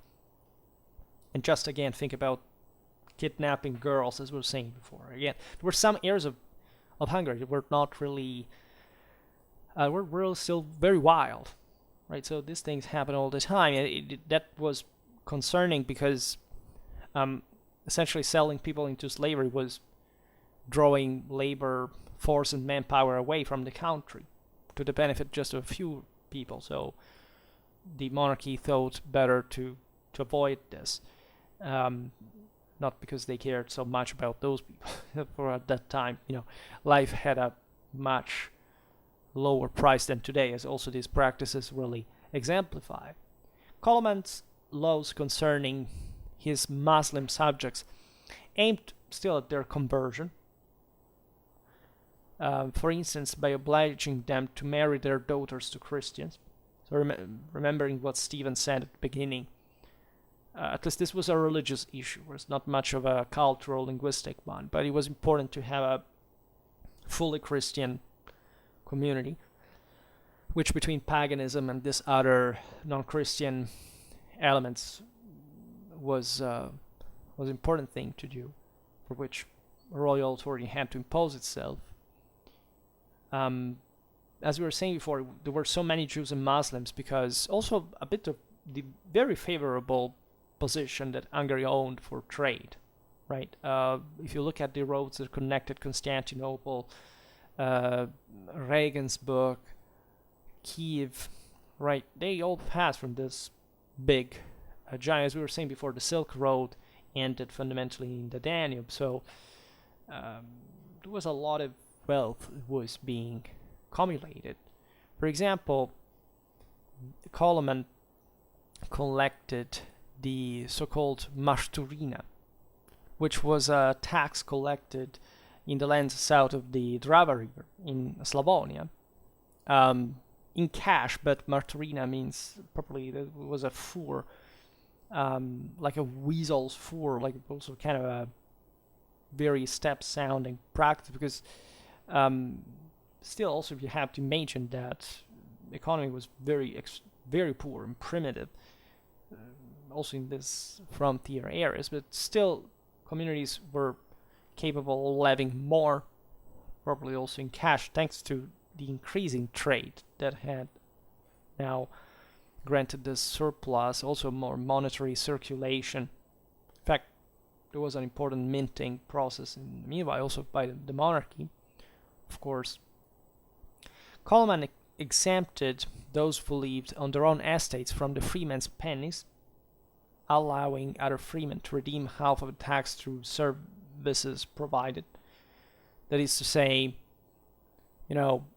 if you, it was a more direct way of levying these taxes without, you didn't ask them, if you just work for me locally and we find a way to make you live out of that, we won't have to pay even taxes for it because you're just working for us.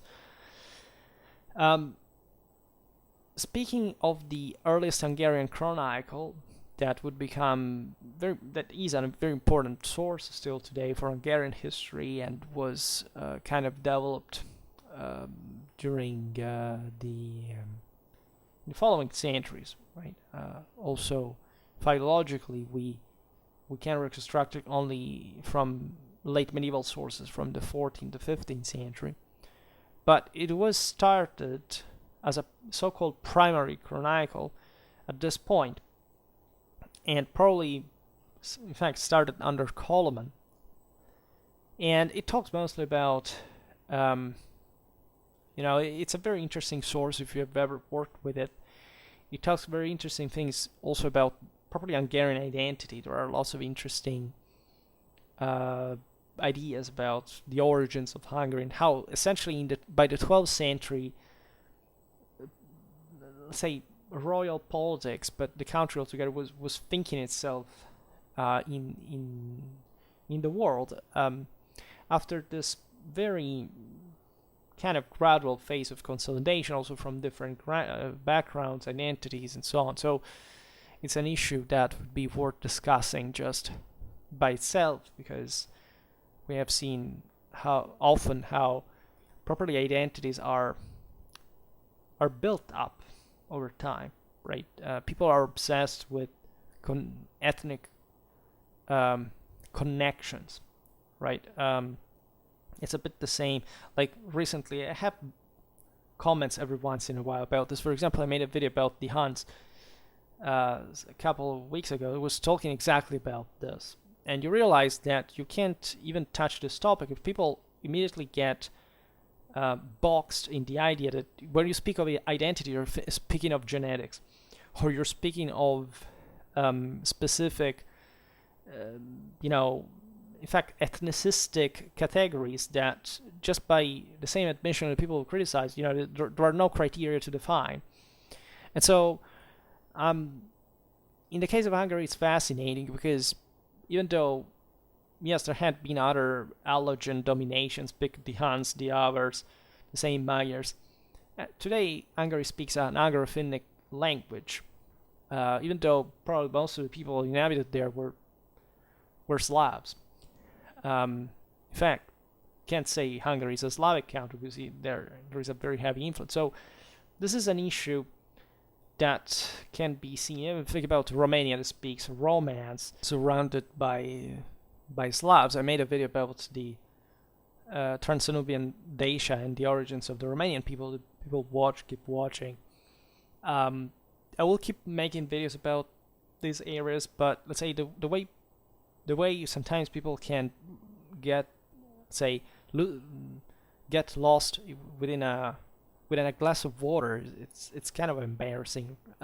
It's such a big deal for them. Whatever thing ethnically you speak about their own country, oh my God, it becomes an international problem of top relevance, right? Why don't you study history, right, and avoid embarrassing yourself by trying to criticize somebody that is evidently not an expert like me, but he's simply providing you with much more extensive and nuanced and informed evidence than you that sometimes inhabits whichever country I discuss really thinks to know about even just his own country.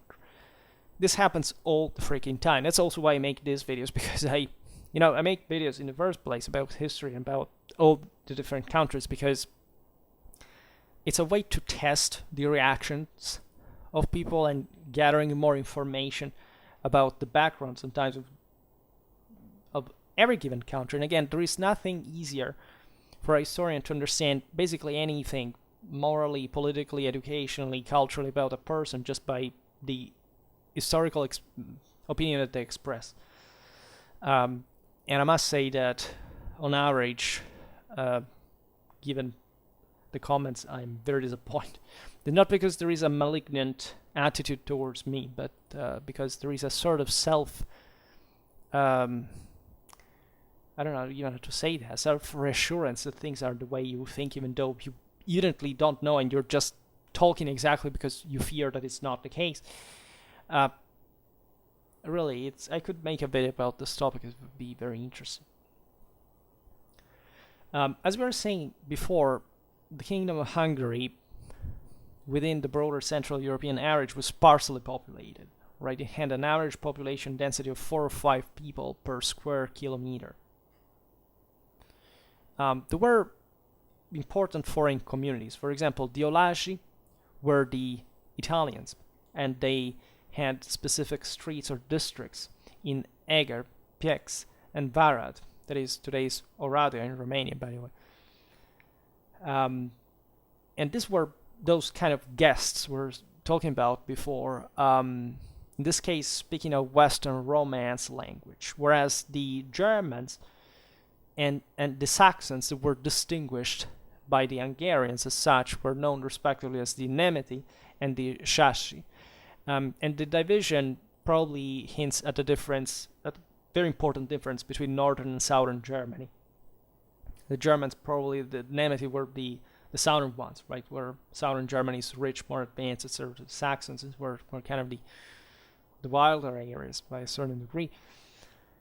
So these were, anyhow, German-speaking colonists altogether throughout the entire kingdom. And as you know, there was historically a very consistent amount of German ethnic identities scattered pretty much across lots of Transylvania, but that was used by the Hungarians to colonize the frontier areas, right? The Saxons in Transylvania were literally German towns. The most famous ones and the largest ones were populated by Germans over time. This had been going on for a long time. Like, you didn't have to wait for the Arpads to invite the guests. Since the migration era, there had been islands of Germanic elements, of other elements coming from elsewhere. And up to the 20th century, the area was very composite, ethnically speaking, before statalism, totalitarianism, deportations, and all these things, and these great accomplishments of statalism, collectivism, and nationalism, and socialism. But we remembered that European reality instead of the inhuman cultural abortion that came together with nationalism and socialism. Most subjects of the early medieval Hungarian monarchs were naturally peasants, farmers. They only cultivated the most fertile lands. As we were saying before, the terrain was dotted by, unworkable areas. There were marshes, unfruitful terrains, forests, and normally, in fact, some of these lands were also cultivated with a few income, right? In fact, these communities would eventually move further out when the lands became exhausted, and so also what you see, generally speaking, in the expansion of high medieval Europe is not really progressive. It's just more out of desperation, right? People needed to go cultivate other lands because there were more people to feed, and there were not enough cultivated lands. So there was a massive demographic expansion, and some lands could literally not sustain locally people. And that's why also you find so many also Western elements that are coming to work here. Wheat was the most widely produced crop. Also barley was the essence for home brew, was thus also grown. Wine growing flourished as well. The vineyards existed virtually everywhere except on the highlands, where the climate is not favorable. The highest ranking wines were produced in the Schwerpunkt region, that is today's Srem in Serbia. So you see, these were some of the areas that, in the southernmost areas, of course, also for climatic reasons again. However, the same Hungary and today's actually parts of other countries, such as Slovakia, in fact, the Buda Hills, Hegialia, Sopron, and Pressburg, and most of these were German towns, by the way, were also popular, right? Pressburg, famously enough, is Bratislava, the Slovakian capital. Fresh or dried fruits were also common elements of the peasants' daily diet. We will probably start a video series about medieval food, the various Western European countries at least. The same monastic colonization introduced the systematic growing of fruit trees. Monasteries were landlords in their own regard and were also very often quite more orderly than the secular ones. And in their orchards, the trees were planted in holes dug at regular intervals with specific, scientificity. And even peasants were allowed to hunt and fish in the royal forests that covered large territories in the kingdom, and as in most other countries, were not just forests, really, but some broader areas. This also speaks generally of the royal and generally speaking country need of labor force, for which all these other colonists were also invited. Animal husbandry was of course very important. Some core lands of Hungary, the most kind of ethnic Magyar ones, were about, in fact, a semi-nomadic kind of lifestyle still. And millet and oats were produced for fodder. And there isn't much of a catastrophic event in this space. Famines were not particularly frequent in medieval Hungary, at least seemingly. It's debatable by a certain degree, but the idea is that the land was importantly rich, right? It had an important potential. that probably was coming back at this point because of the first time in history after many centuries that a power set in Hungary could provide with a broader stability and not collapsing like it had happened, I don't know, with the Huns, with the Avars, with even some Germanic populations, with, these areas being frontiers between the Bulgarians, the Carolingians. So, again, it was plenty of resources that people were also coming to work from, as we've seen from the abroad as well.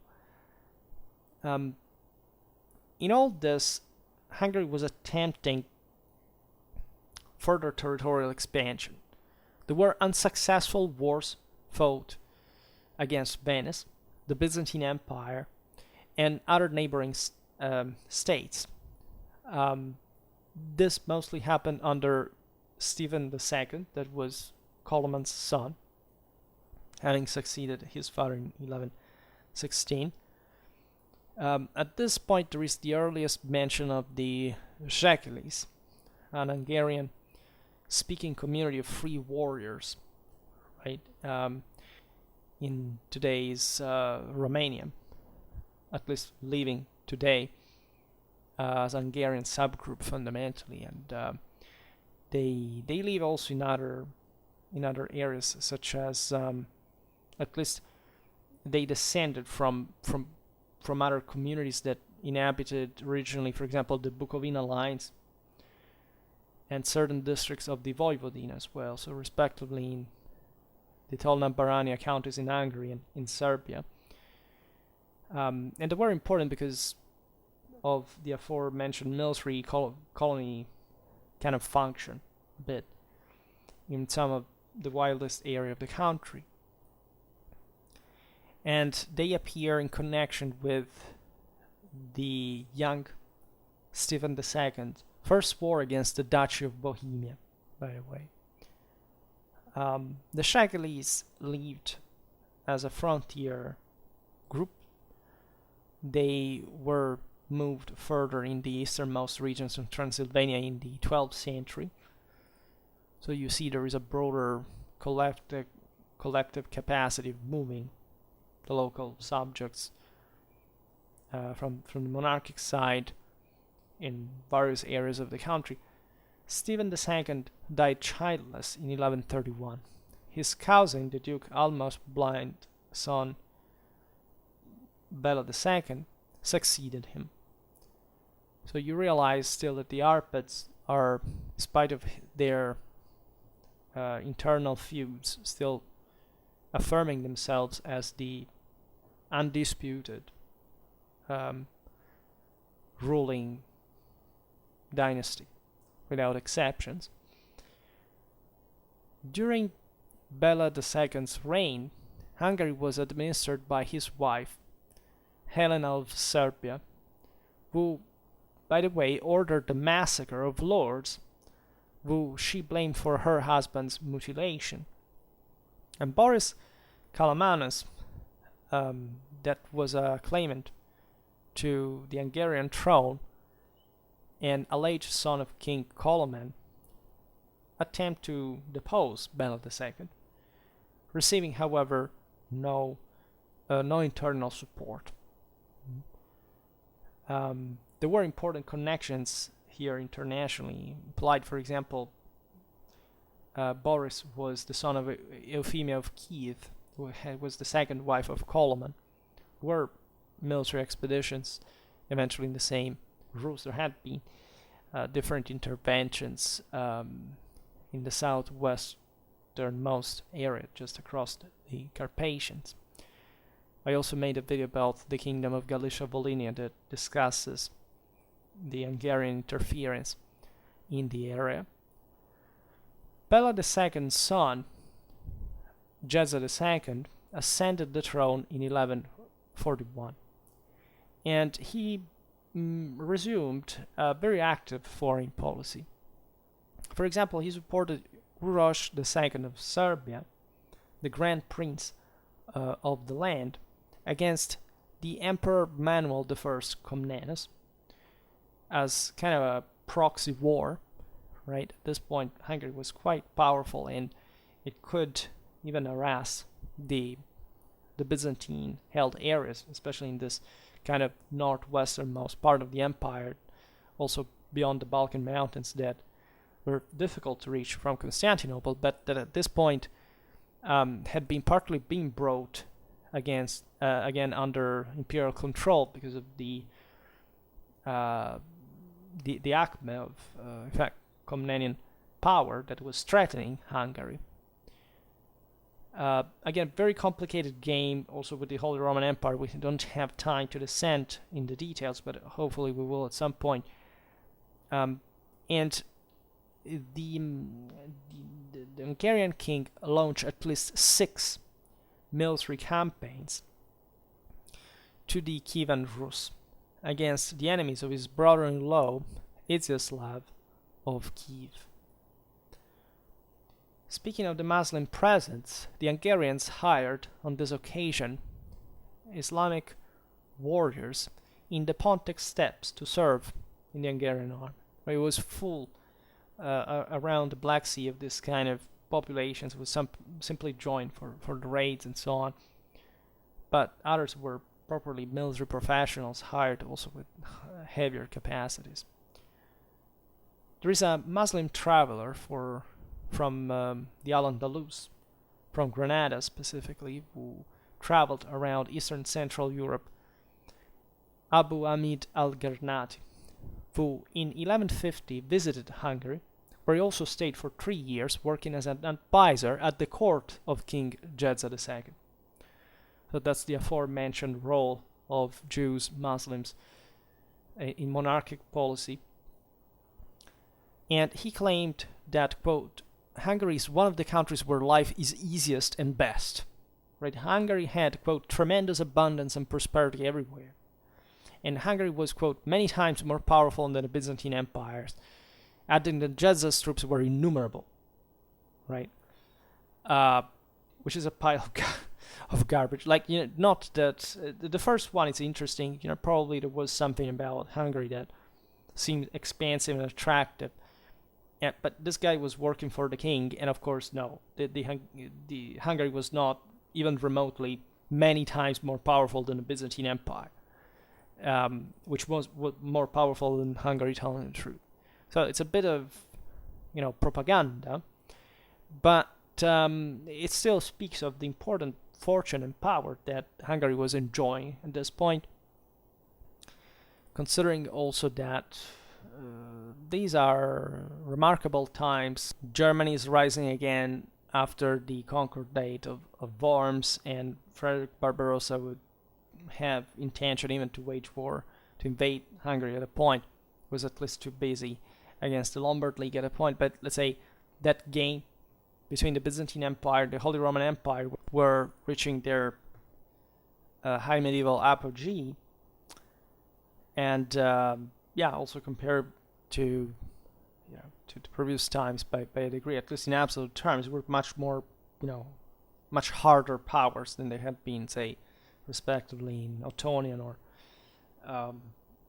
or Justinian time. So they were really clashing for a universal scale of control, right? The Germans for taking southern Italy from there, the also Constantinople, the Byzantines for southern Italy as well, and also reuniting the churches in part. It's a very complex scenario. And we can read actually Abu Hamid al-Gharnati account. That is again a bit, it's revealing in spite of exaggerations, of actually something a bit wilder. It says, I arrived in Hungary where a people named Bashkirt, and here is confusing the term Bashkir with the Hungarians, at least calling them like that. They were the first to invade Frankland from the country of the Turks. Brave people there are, which is not even true by the way, because there were the hours before at least. And brave people there are countless. Their country called Hungary is made up of 78 cities, counties, each with countless forts, with their manors, villages, mountains, forests, gardens. I lived among them for 3 years, but I couldn't go to more than 4 cities. Their country extends from the Holy Roman Empire to the border of Constantinople. Their mountains hide a lot of silver and gold, right? Hungary is one of the countries where life is easiest and best. 20 sheep are given for 1 golden dinar, and the same amount is given to 31-year-old lambs of groatlings, while 500 rattle, that is 500 kilos of honey, costs 1 dinar. So basically everything is cheap there. The beautiful slave woman is 10 dinars. But in times when they are campaigning against the enemy country, a good slave woman or Byzantine slave is already available for 3. So, like, also the easy slavery here is, speaking of a country that, I don't know, in the West things didn't work like that. It's not because this place was better. So actually, this guy is talking about more what he could enjoy, presumably. At that point, the Bashkirt king called as Kira, here I don't know how it's spelled. Here it says Kizali. Maybe it's Kirali, so king in Hungarian. And maybe the same Jedza II at this point. And his kingdom is many times more significant than the territory of Byzantium, which is not true. He follows the same religion as the E-Frank, that is the Eastern Frankish, the Germans and Christians, because he was married to one of them. I mean, you're talking about Jedza II. They had been Christians for a long time. And all the nations are afraid of his attack because he has many soldiers and great courage. There are lots of people living in Bashkirt, that is Hungary. There are a total of 78 cities, that is counties, all of which they are like Isfahan or Baghdad. Yeah, my eyes. And there is tremendous abundance and prosperity everywhere. So again, really very fantasy-like. If anything, the economical indicators are true. And again, this was a place where it was profitable to buy, and that's probably what this guy was really hinting at. But there is a more interesting account actually from Bata Uprising, who was Frederick Barbarossa's advisor, who crossed Hungary during the Second Crusade. Noticing the power of the Hungarian king, right? It's unrestricted authority, seemingly says, if anyone of the rank of count has even in a trivial matter offended against the king, or, as sometimes happens, has been unjustly accused of this, an emissary from the court, though he be of very lowly station and unattended, seizes him in the midst of his retinue, puts him in chains, and drags him off to various forms of punishment.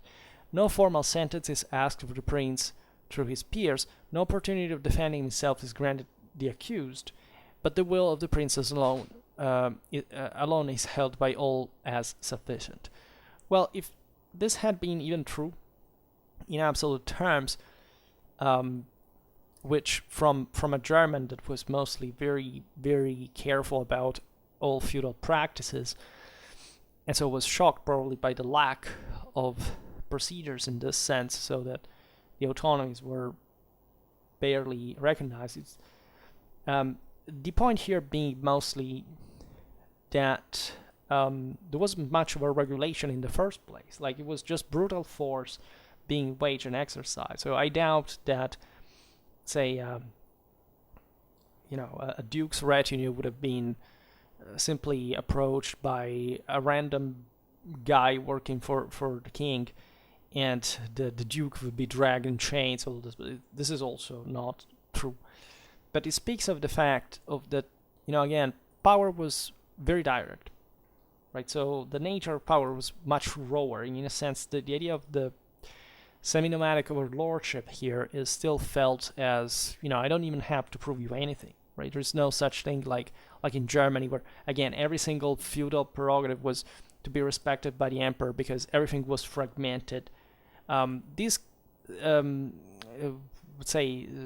other countries like Bohemia, Poland, in practice hadn't had developed much of a feudalism on their own, right? Even the same Germany at this point is, under Frederick Barbarossa, is actually, and not even by this point, by the way, is actually fully feudal according to the Western Frankish model, right? It's just very fragmented. So what the Hungarians are here are, say, a relatively more compact power, because feudalism has not kicked in yet, and it's not a flattery for the country's power that still wasn't as big as Germany, for example, in spite of the problems it had. And this is very meaningful. Because we're not even talking about, in fact, we're not talking about relative power of the sovereign. We're talking about absolute power of the country.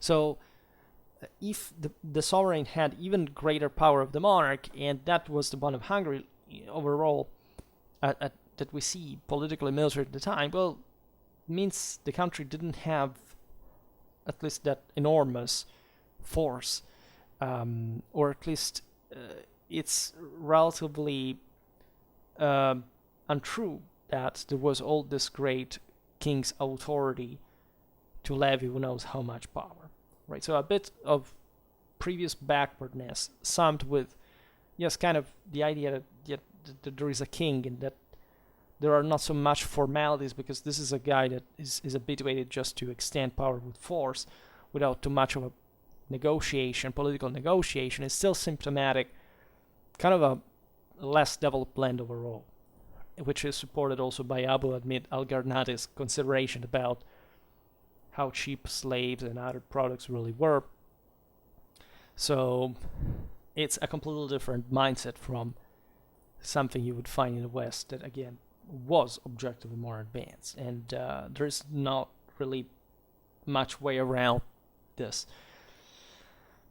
That is not to say, of course, that Hungary was not a power among powers. It's just saying that what kind of power was it, and where did its power come from, and what was the political grip and the kind of overall absolute potential of the country. That's very important to assess. Like if you study medieval history in the first place, or history in general, you must be able to assess this, right? You can't be a great power, but internally, for how long can you exert that power?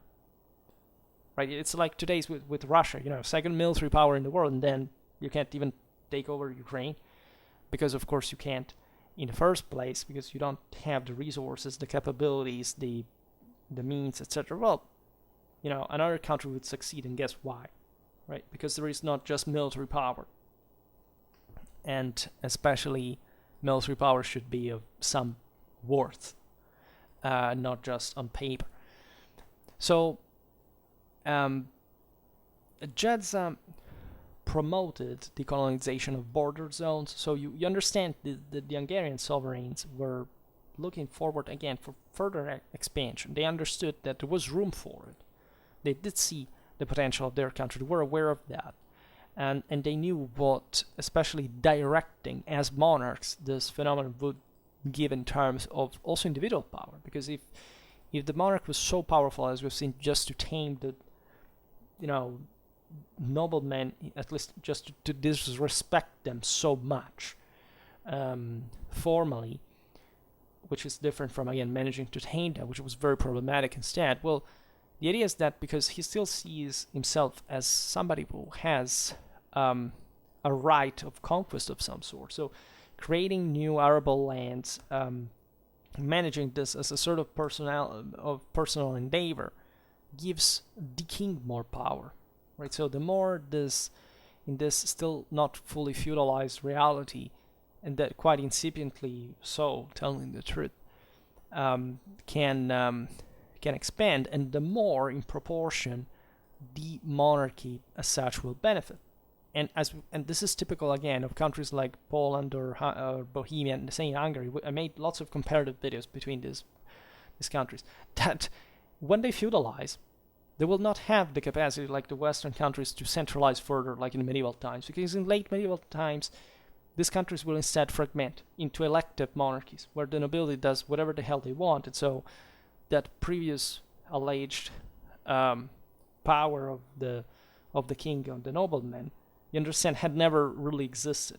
It was just a relative capacity at a given moment in which the forces of the country had not been put all in motion. When they did, there was not still enough centralization and cooperation and potential to, in fact, to unify with a solid centralized state.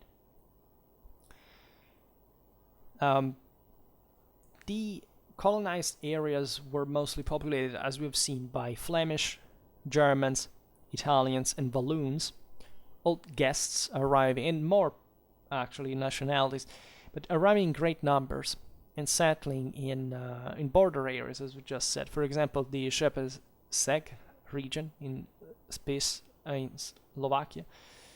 So in the north, again, this is the mountainous areas inhabited by the Slavs, right, where the center of the country is where the Magyar rulers are.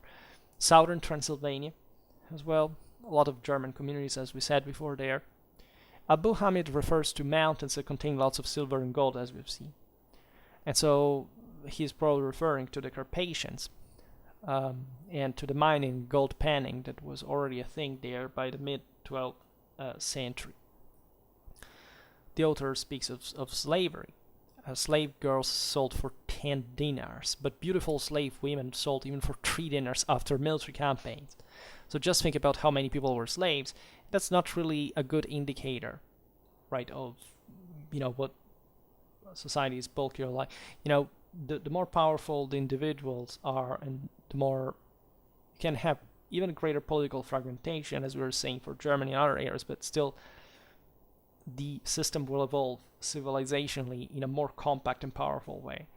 Naturally, the note about the availability of slaves after military campaigns also indicates the type of campaigns that normally this author thinks that the Hungarians wage, right? So nothing particularly, aimed at firm, solid control of these areas.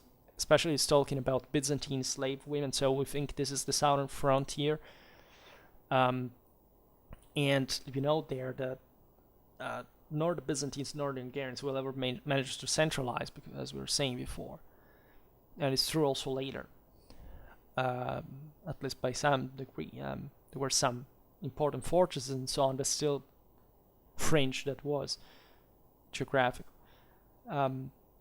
We know that there were asymmetric heavy plows from archaeology, a pretty large size, capable of turning the soil over, appearing first when the new settlers arrived, and part of this reason is also connected to the scale of work they needed. Sometimes also the difficulty that the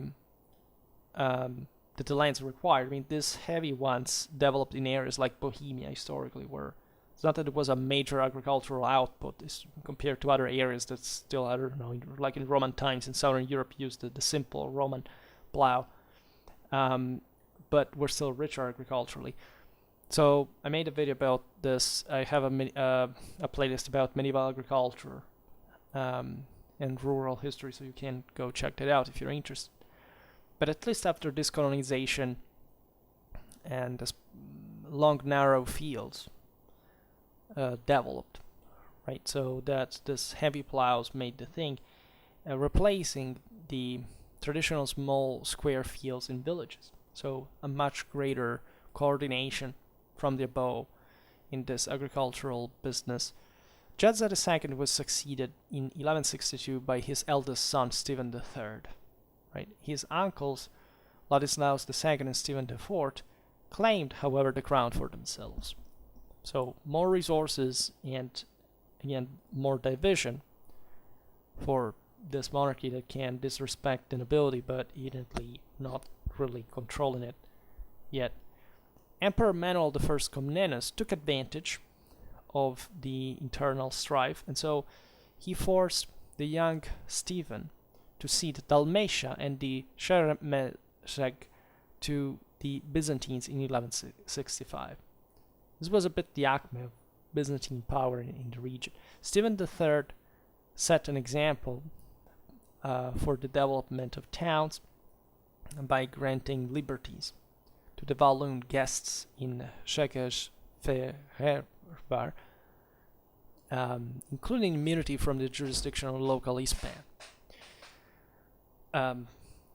Similar things were happening in the empire, right? Communes were rising, great importance, and the feudal system was being, at least, was consolidating. But exactly for this, sovereigns also provided town, city rights to local markets, etc., in order to as we've seen before, counterposing a urban dimension to the feudal rural one.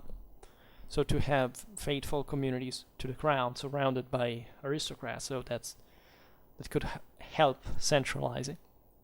Stephen III died childless in 1172, so his brother Bela II ascended to the throne and managed to reassert control on Dalmatia and the Schwerpunkt in the 80s of the 12th century. Regarding the income of the Hungarian kingdom, we know that in Bela's times, the yearly equivalent was of 32 tons of silver. But studies say that this is wildly exaggerated, to say the least. And according to the same source, which is literally a list of Bela's total income, we know that more than half of royal revenues derived from the yearly renewal of the silver currency, also from trade-related duties. We know from Austrian custom tariffs that Hungary exported at this point very consistent amounts of grain, leather, timber, wine, wax, honey, fish, cattle, sheep, pigs, copper, tin, lead, iron, and salt. So lots of very solid, hardcore, substantial resources to speak of an important abundance of resources that, as we've seen, the Hungarian state was making an effort also to properly control in exports and so on. And Austria is a very powerful indicator because it's just bordering Hungary, right? And so you can register there are lots of stuff coming from it. Austria produced its own share of part of these resources, but let's say Hungary altogether could mostly sell to the closest richest country, just rising up the Danube. So to reverse such quantities of wealth of goods there, right? And royal revenues were due either to the royal chamber, the king, or to the king as a landowner, by the way. So there was a mixed also public and private nature of royal domains, as we've just seen. Also the settlement in of all these foreigners came because in the same royal lands that could be reinforced by these individuals. There is an important indicator about the local production rates, because we know that the Hispans could maintain 1/3 of their chamber revenues collected in their counties, because they worked for the king as such. We know in-kind taxes mostly were imposed on vineyards, herds of pigs or oxen. They were some of the most profitable resources. I mean, vineyards for like wine was start being produced really en masse in Europe, but still by the 12th century it was kind of luxury product, or at least certain types of them. Herds of pigs had been, especially early high medieval economy, quite relevant. The same oxen was, as we've seen also, there were grazing areas in Hungary for cattle, and it could provide with all, and they could provide with all this exports that we have already seen. Some privileged communities could pay lump sum taxes to the royal chamber. That is to say, a payment una tantum, where they wouldn't have to be squeezed so much in detail for providing with resources to the crown. And this was also, we see here, a power of the local officials, a power of the local communities. So again, everything is transitioning towards the greater power of the local communities, in a sense, right? That the monarchy can't quite control so directly. And this is why probably Bata emphasized the importance of making records on judicial proceedings. For example, in later Hungarian chronicles, there are substantiates reports of Bata's orders regarding the obligatory use of written petitions, right? The idea of going by the rule, which evidently still escaped the sovereign control.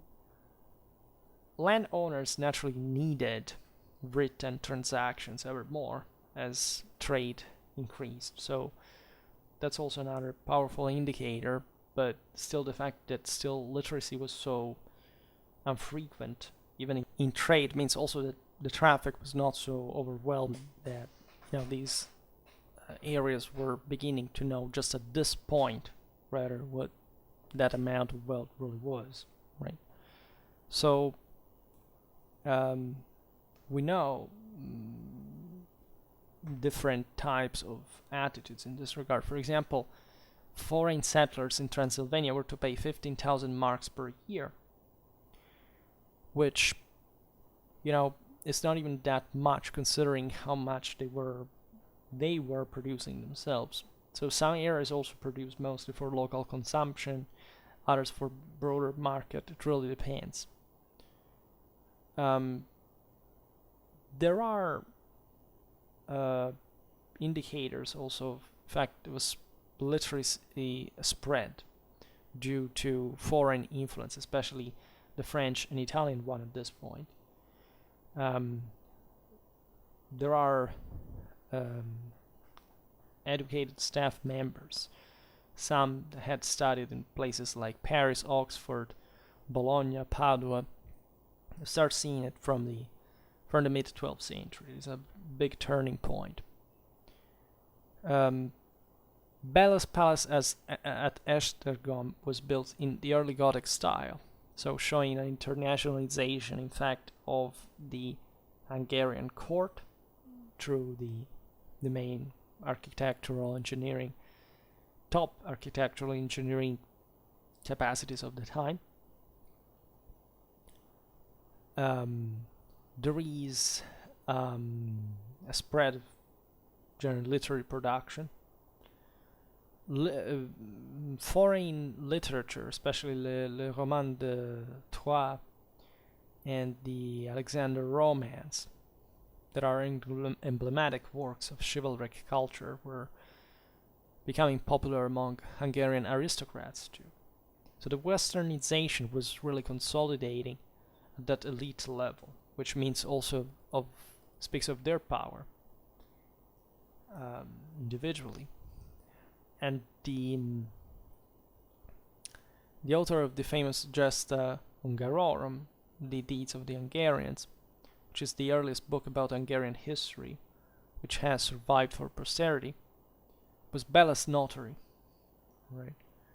And it talks about how the Magyars had settled. There is all specific kind of view, as we were saying before, about the way the Hungarians were seeing themselves internationally. There is also the earliest text written in Hungarian, known as Funeral Sermon and Prayer, which is preserved in the 12th century Prayer Codex, perhaps late 12th, early 13th century. And as you can hear from my voice, I'm actually exhausted. Today I didn't even sleep enough. But it's interesting to talk about these indicators because you realize that naturally there are much more in-depth studies that talk about these things. But it's important to try to measure comparatively what power really means. Sometimes you have very large countries like this one that, however, still need to consolidate internally, right? And they do it in a slightly later time than the West, or at least also with still maintaining important archaisms. And in this sense, mirroring also a situation later on will be more evident. So what especially the negotiation with the oligarchs and so on, that really in Hungary have this massive chunks of land. In a land that is already pretty big. And so that makes them kind of state within state. And so you understand even that probably there was much more power than is also showed here had it been channeled early on in something more centralized or attempting such. But not all areas are the same, and so also the local resources are to be looked upon, or at least politically speaking. And it's often not easy to calculate this for medieval times, but at the same time, I'd say none of these countries were so structurally, say, labile as they seem, right? Of course, war especially could arrive to devastate and compromise many areas, as we've seen the same Hungary historically as a region at least had undergone important difficulties with these various populations, mostly also sedentary, of semi-nomadic customs before the sedentarization, had not made the thing easy. Like even territorially, again, many areas were still more functional to semi-nomadism than, or at least to some kind of predatory lifestyle, than a fully sedentarized world. And again, these were not particularly urbanized areas. Traffics were just emerging consistently attached to a sedentary type of economy now, right? And also with lots of, as we've seen, with lots of effort from the same sovereign. So everything really speaks of about a great effort, as we often think, high medieval Europe taking off, yes, but because there was a huge price attached to this, right?